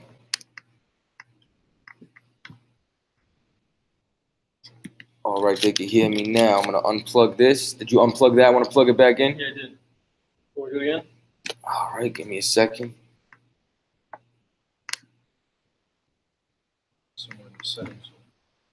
Visual's good, vocal's good. No, I know it's in the car. Just watch, right? Bomb, bomb. Oh. There we go. All right, Most High in Christ, we back. Yes, it seems like there was a little bit of a technical error. There was a glitch. You understand? We back. For the brothers that was out there, you understand? Y'all can call back in. Salakia, if I lost y'all for a second. You understand? Matter of fact, I think we got a call right here. Is this the same brother? No, that was my fault, man. There was something glitched on my end. But the thing that I wanted you to know was if you got a specific question, I'll take your specific question on it. But if you want a real in-depth breakdown on it, like I said, what I could do right now wouldn't hold the candle to what Officer Parasha did. So, you know what I'm saying? Like it would be better off, like you get your full education there. But now, even as far as everything else, man, damn these Kemet cats, man. Put them on offense, man. You understand? Drill them on their beliefs, and you're going to find out they don't stand for shit. All right, so definitely check that out. So do you have a specific question that might be a little shorter that I'll be able to answer for you?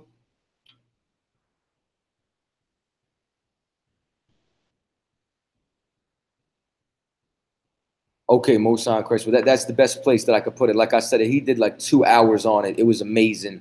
You know what I'm saying? So check that out. So this way you can get all your facts. You know what I'm saying? You can get some documents from him and everything. All right? All right. Lord be with you, Ak. I'm going. All right? All right. You should work up.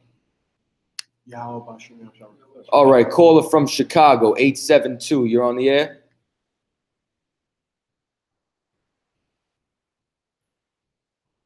Texas, hold on. All right, I'm going to take this call. Okay, so you want to pick up where we left off, brother? Give me Mark the 7th chapter. Go to the 26th verse. So what we were doing was we were talking about the Syrophoenician. We were talking about this white woman. So now she comes up to Christ. She got a devil, and then Christ turned around and said, "What?" He says, "You understand? It is not meet.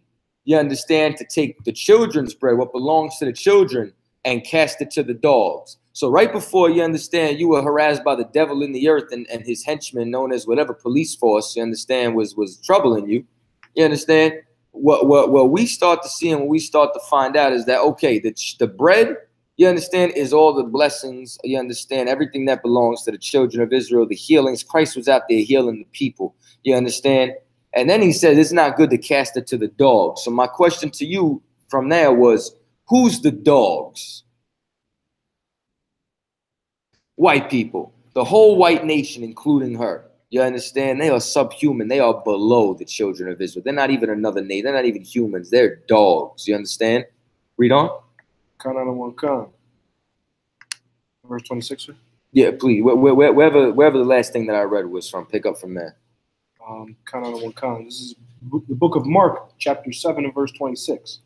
The woman was a Greek, a Syrophoenician. Okay, drop down to the next verse. Drop down after it's not meat. Go ahead. After, verse 28. And she answered and said unto him, Yes, Lord, yet the dogs under the table eat of the children's crumbs. So she said, yes, first of all, she got down on her hands and knees in front of a black man, called him Lord, and admitted that her and her people were subhuman, were dogs, and were beneath the children of Israel. And all she wanted was a crumb. All she wanted was a drop. You understand? Now I'm going to break down what this is the equivalent to, but first I'm going to answer your question as to why he healed her. And this is the answer. Go ahead. Verse 29. And he said unto her, for this saying. For what? For this saying. For what? For this saying. For this saying.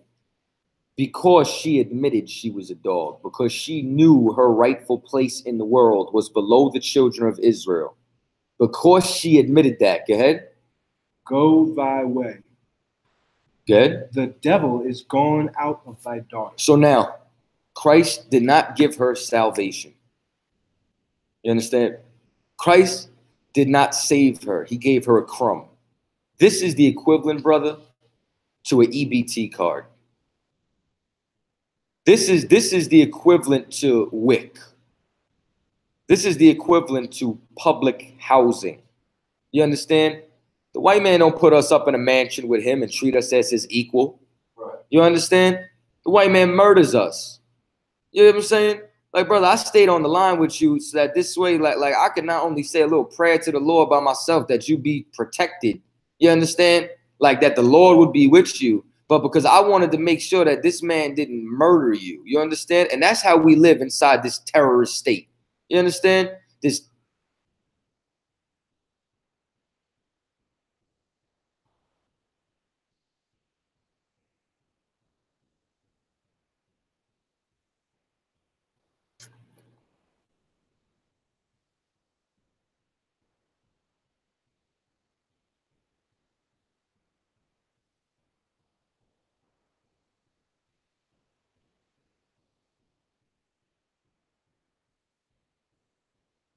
You understand? And brother, listen, you just black in America. That's it.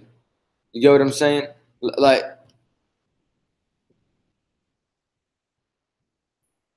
this is.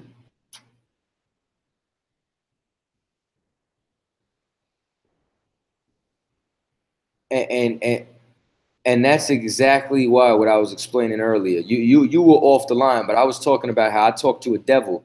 You understand? I was in a pizzeria, and you know we were talking. He's like, yeah, I seen Vice and all that. I know what you guys do. Da da da da. So we talking, and he's like, I understand a lot of what you guys say, but he was talking about white privilege. I'm just gonna repeat this because I think you missed it earlier. But I told him, I said, you want to know white privilege? I said, you ever get pulled over by the police? He said, yeah. I said, you ever been afraid that the police were going to murder you and you weren't going to make it home? He said, no. I said, that's white privilege. You get what I'm saying?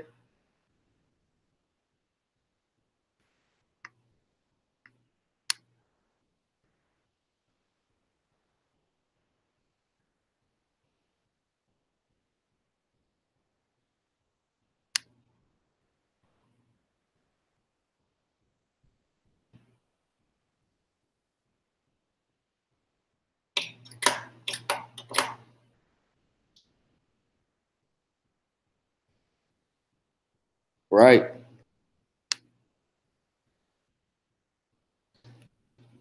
Damn, man. They said they said they couldn't even hear you right now. This is I don't know what's going on with the system right now. But you brother, you are 100% right. You understand? You 100% right. As if that's crazy, and you know, and it's not like you a criminal or nothing like that. Like you literally just trying to get, you understand, the word of God broken down. You know what I'm saying?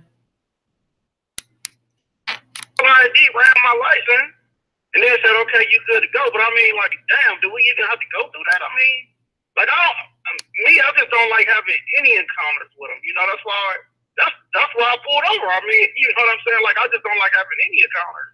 You know, so it's like, I don't even see why that was even called for. You know, I didn't even know they could just pull you over and check your license just because you pulled, you know. Yeah, that's crazy. Listen, brother, and that's what happens when we live inside a damn police state. You get what I'm saying? Like that's what happens under terrorism. Damn, man. The hell is going on?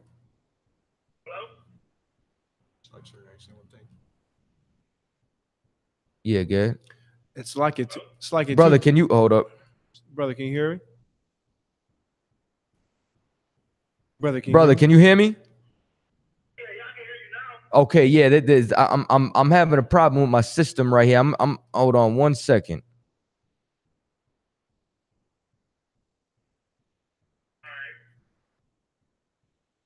Can you hear me now?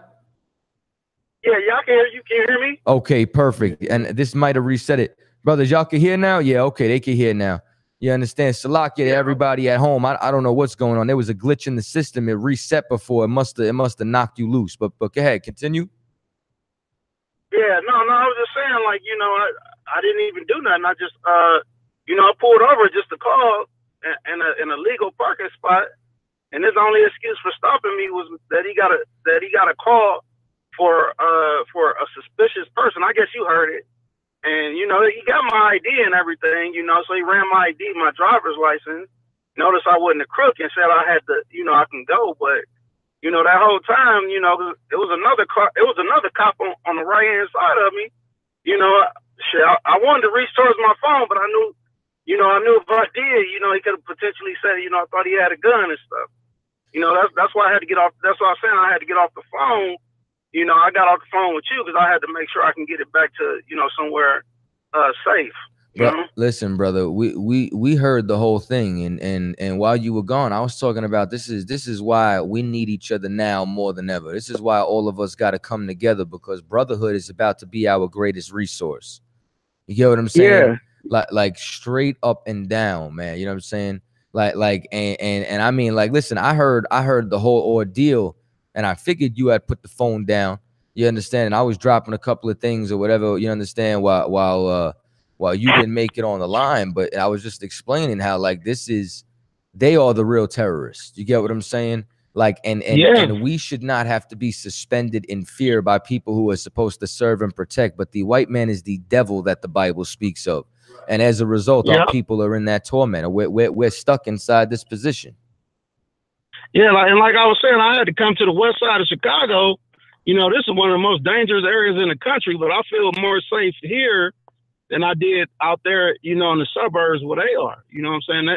That don't make any sense. I mean, you know, that don't really make a lot of sense. Man, and once again, this is why we have to turn on to ourselves, just like every other nation is. Like I was explaining earlier, I don't know if you heard, those white South Africans are calling out to Donald Trump. They're not calling out to any other leader, but they're calling out to somebody they believe loves them. You understand? Somebody who would fight adversity with them. And that's why the UPK is so important, because we fight against all of this. You know what I'm saying? And what happened with you, let me tell you something. Every time I get pulled over, it's the same exact thing. Brother, I can't tell you that, like, I've gotten parking tickets because, like, maybe my meter was up. But if I get pulled over, you understand, by a cop, it's the same thing every time. I roll down my window before they even ask. I give them my information, and then they say, I'm gonna run it if nothing's wrong. You know what I'm saying? When I come back, you can go. And they say, oh, hey, sorry. You know what I'm saying? Sorry to bother you. Here you go. Like, their whole attitude changes. You know what I'm saying? And that's how it's been since I've been in the truth. Before the truth, I was getting ripped out of my car. My car was getting ransacked. I was getting slammed on hoods. You get what I'm saying? And that's what happens when you have the protection of the Lord. Yeah. Yeah, that's real. I had a couple other questions for you while we on the phone, if you had time. Go ahead. The other question was about sleeping with someone else's woman, because you're supposed to sleep with a virgin, right? You're not supposed to be with somebody else's woman, and that's considered a virgin. Is that correct? Okay, this is what I'm gonna tell you. If a woman wakes up into the truth, you understand she is a virgin, right? Provided that she didn't come into the truth with a husband. You get what I'm saying? Okay. Like everybody is born again, and everything that you did is erased. You get what I'm saying? So if you go and you find a sister who comes inside here and changes her life, and she does not have a man at that moment, you understand, and you deal with her, she ain't never know anybody but you.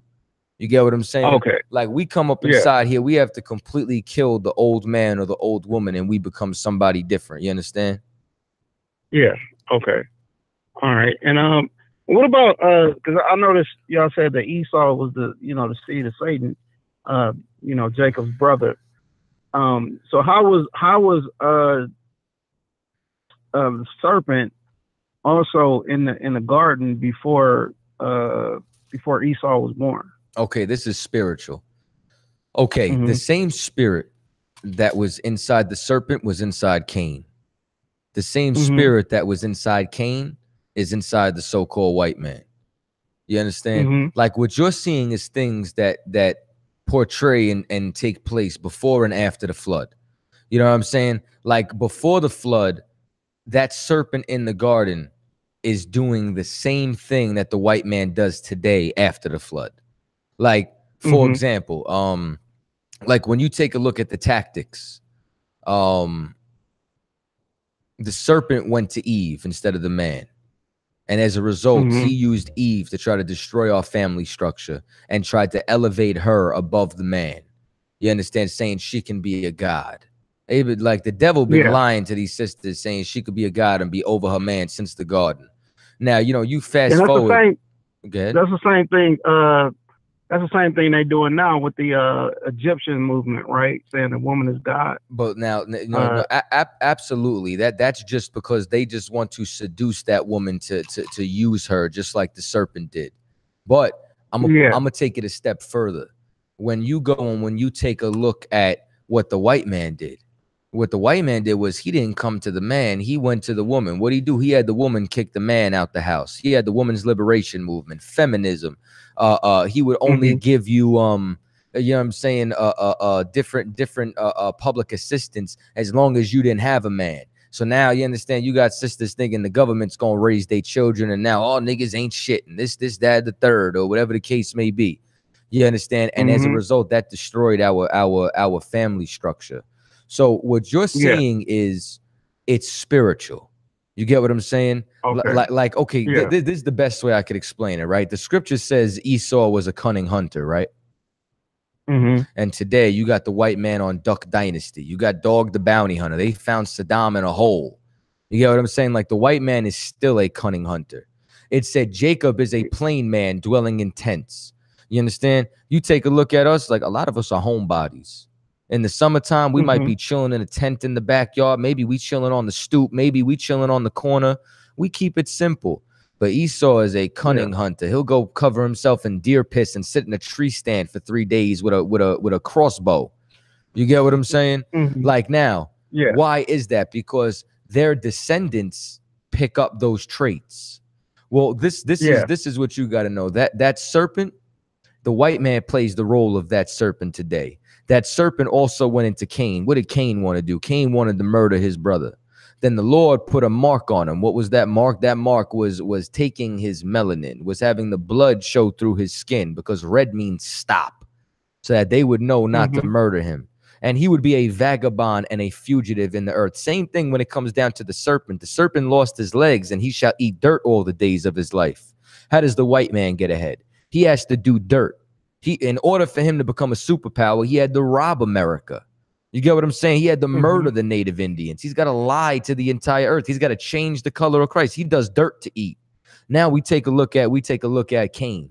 You take a look at Cain, and it said anybody who would harm him, it would come on to him sevenfold. Well, You take a look. Whenever somebody harms the white man, he goes like Nat Turner killed a handful of white people. Then white people went out and killed thousands of slaves because that's the mark of Cain. Yeah. Anybody who goes and harms Cain, they shall get it back sevenfold. You understand? So all those marks and characteristics that were on the serpent and that were on the serpent seed, Cain, are also on the present modern day serpent seed, which is Esau. Yeah. You get what I'm saying? So that character, that position has been filled by Esau post-flood. You get what I'm saying? The same way the chosen seed has been filled by Israel. You get what I'm saying? Before it was Adam's descendants. Cain was cast out of his line. You understand? And that's why the bloodline goes from Seth on down. You understand? So what it's talking about is we're not talking about literally Esau being born before the flood. We're talking about who he was before the flood and who he became after. And all of these people spiritually are linked. Okay. So what did you say about the mark of Cain having to do with melanin again? Okay. I mean, don't worry so much about the melanin. More so that the same way, like, you understand, like okay, the mark that was put on. Well, the reason I say about melanin is because I've been studying, I've been researching a lot about like melanin and its relationship with the sun. And like if you look at like the Inuits and polar, like everything has melanin and protection from the sun except for white.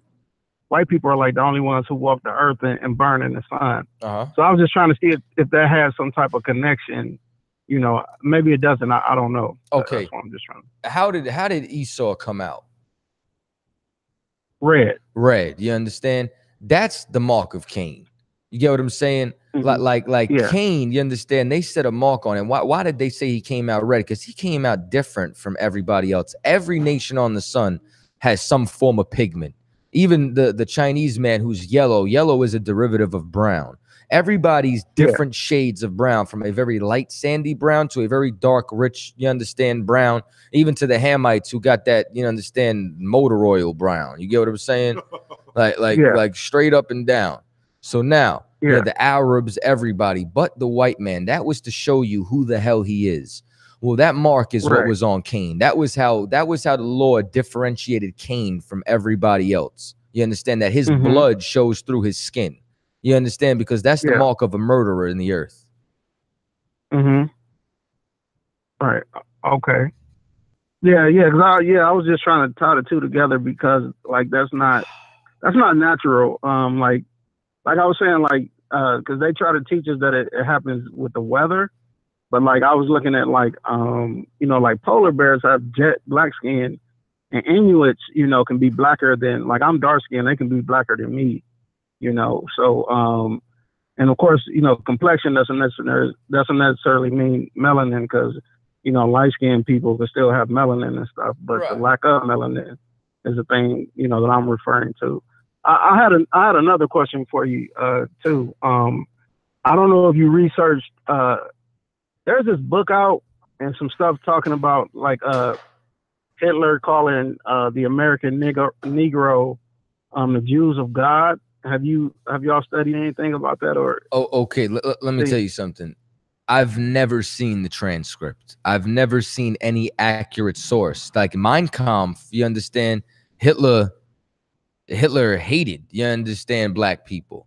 You know what I'm saying? Like, I think that's just some bullshit propaganda. I have a book where Hitler sat down in a movie theater and he found out that the Jews were black.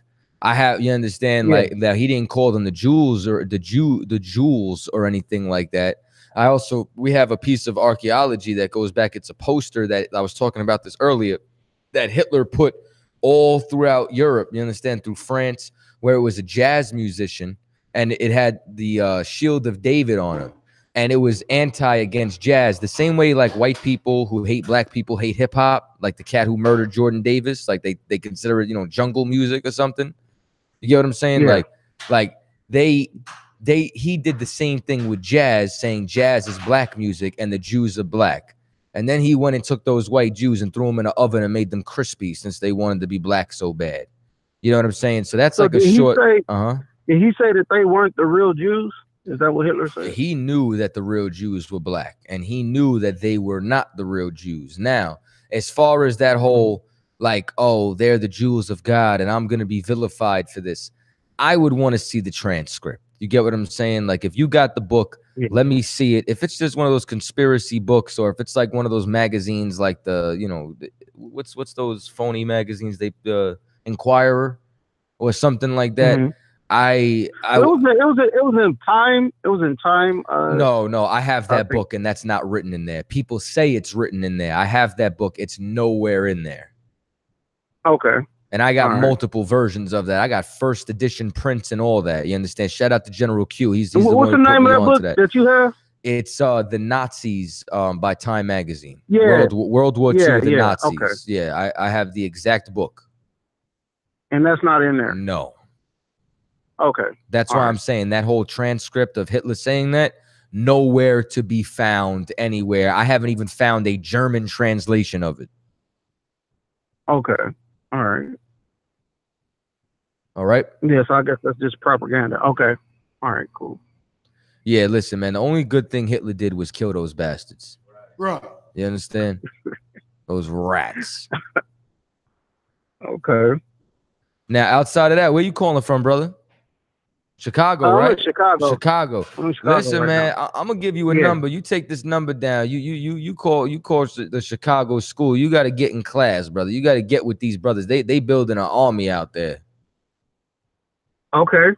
Let me know when you're ready to take this number down. I had called before, you know, to try to figure out what times they'd be out there, but I just got like a voice message. Well, what's the so listen, if at first you don't succeed, try again. Oh, don't give up. You understand? This is deeper than all that. Okay, this is what you're gonna do. All right.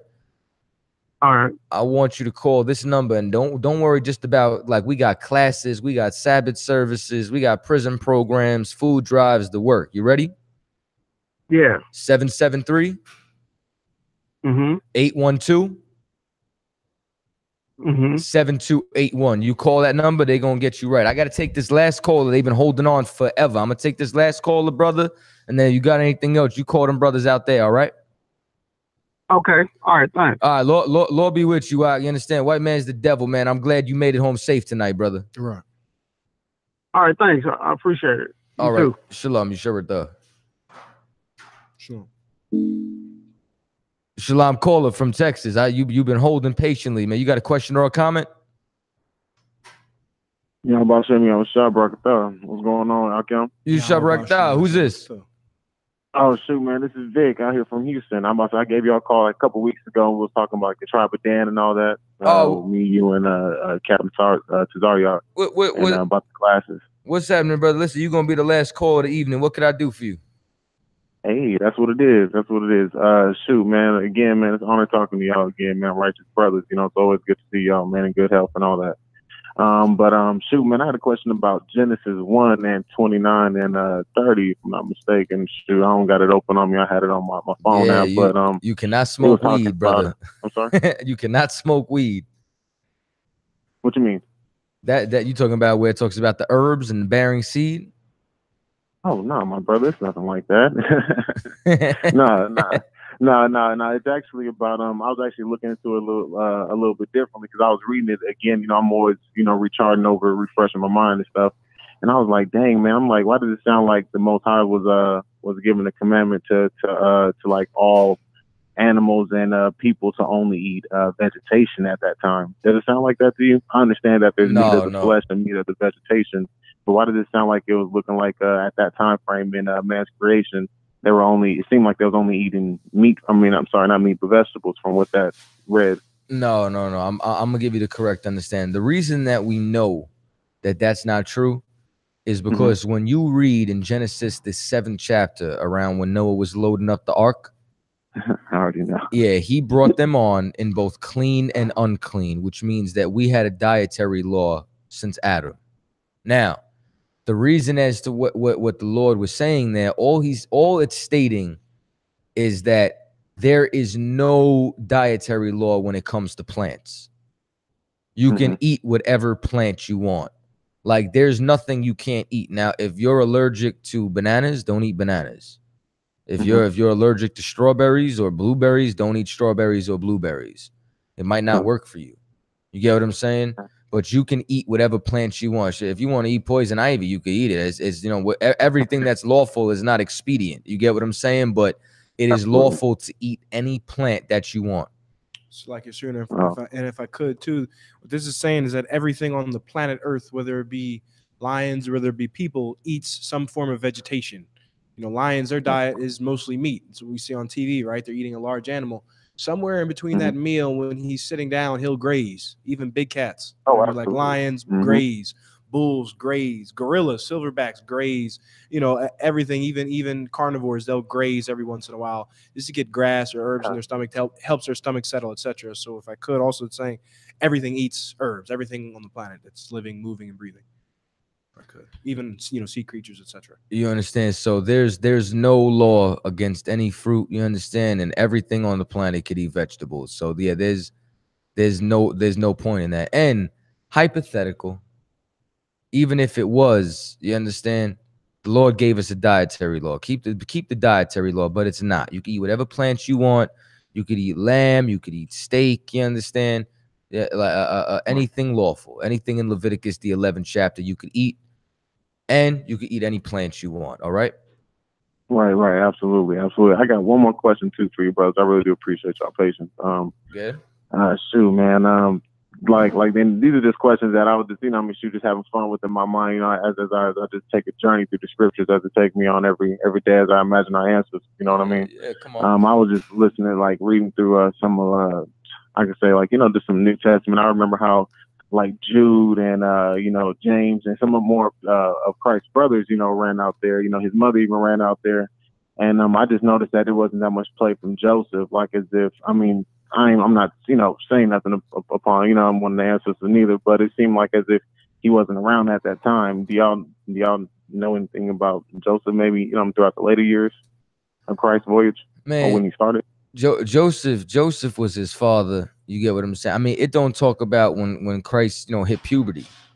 You get what I'm saying? Right. Like it don't make really too much mention of Mary outside of two things. You know what I'm saying? One, when she was at the feast asking her son to turn water into wine, which shows that she did not respect him. You understand? Right. And two, when Christ and his brother, you understand, came to look for him, and you know, lack of a better term, he dissed him. He was like, you know what I'm saying? Like, who's my mother? Who is my brother? You get what I'm saying? Like, them that do the will of my father. So, you know, this is what it is. Joseph is mentioned throughout the scriptures. You understand? He's the son of Joseph. Like, that's what matters, because Joseph was the one who was traced back to the house of David. You get what I'm saying? Absolutely. But it don't mention Mary, you understand, too often either. Outside of those, you understand, maybe 2 or 3 instances. And that's because Joseph and Mary were in the world. Right. Joseph Okay. and Mary Yeah, were not in the truth. If they were, then he would have rolled with him, like, you understand, like James. You understand? James was his biological brother, and he rolled with him, and that's why you hear about him in the scriptures. Now, he was with Christ. He got one book and a couple of mentions, and he was with him every day. You get what I'm saying? So you understand, the important thing is that Joseph was his biological father. Absolutely. And just to clarify that, you know, it showed the genealogy in Luke, showed the genealogy in Matthew. I'm clear that I was just more so thinking like dang, like, you know, just in the you know, in my process of reading the scriptures, like, dang, did Joseph possibly pass away around that time frame? Or, you know, I mean, like just thinking of, you know, Christ's life just in general, because I was just reading a whole bunch of different little things by Josephus. Josephus, excuse me. Yeah, so I was just reading a little bit of his articles and stuff, you know, because he accounts existence for Christ. So, you know, that right there was pretty cool though. But I really do appreciate you, brothers, man. Thank you very, very much. Nah, no sweat. Anytime, I just be careful with Josephus too, because remember, like, if it's not in the scriptures, you understand, you don't want to take too much of it for face value. Like, the scriptures is ultimate. You understand? Josephus, even though he acknowledged Christ's existence, did not believe in him as the Messiah. You get what I'm saying? Right. And so, you know, so we go from there. You know what I'm saying? So the scriptures is the ultimate authority, and just know it didn't talk about a lot of people's fathers all the time.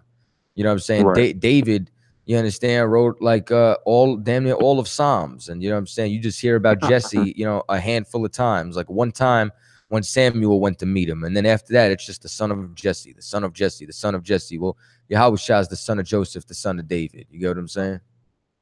Absolutely. Absolutely. Shoot, again, brother, man, it was an honor, and I really do appreciate some brothers out there. Hey, man, the honor's mine, brother. Listen, man, you know what I'm saying? Make sure you get in class, you understand? And Lord willing, like I tell all y'all, Lord willing, I'll either see y'all at the Passover or I'll see y'all on the front lines, man. Absolutely, man. Most definitely, Lord's willing. But most definitely, have a blessing out there. Shalom. All right, shalom. Yushabrak. Barakatah. All right, man. Appreciate all the callers. We a little bit over the time, you understand? But with that, you know what I'm saying? We gonna close it out next week. We got the brothers coming from what's Collective Minds Radio, man. Collective Minds, you understand? The brother Mufasa, the brother Kev. I forgot the sister's name. Salakia sis. You know what I'm saying? But it should be a good show. They trying to cross the line. You understand? They messing with the wrong ones. You understand? We got a body bag for all y'all. Y'all can share a body bag. That's right. You know what I mean? So with that, you understand? Shalom, Israel. Lord be with y'all, man.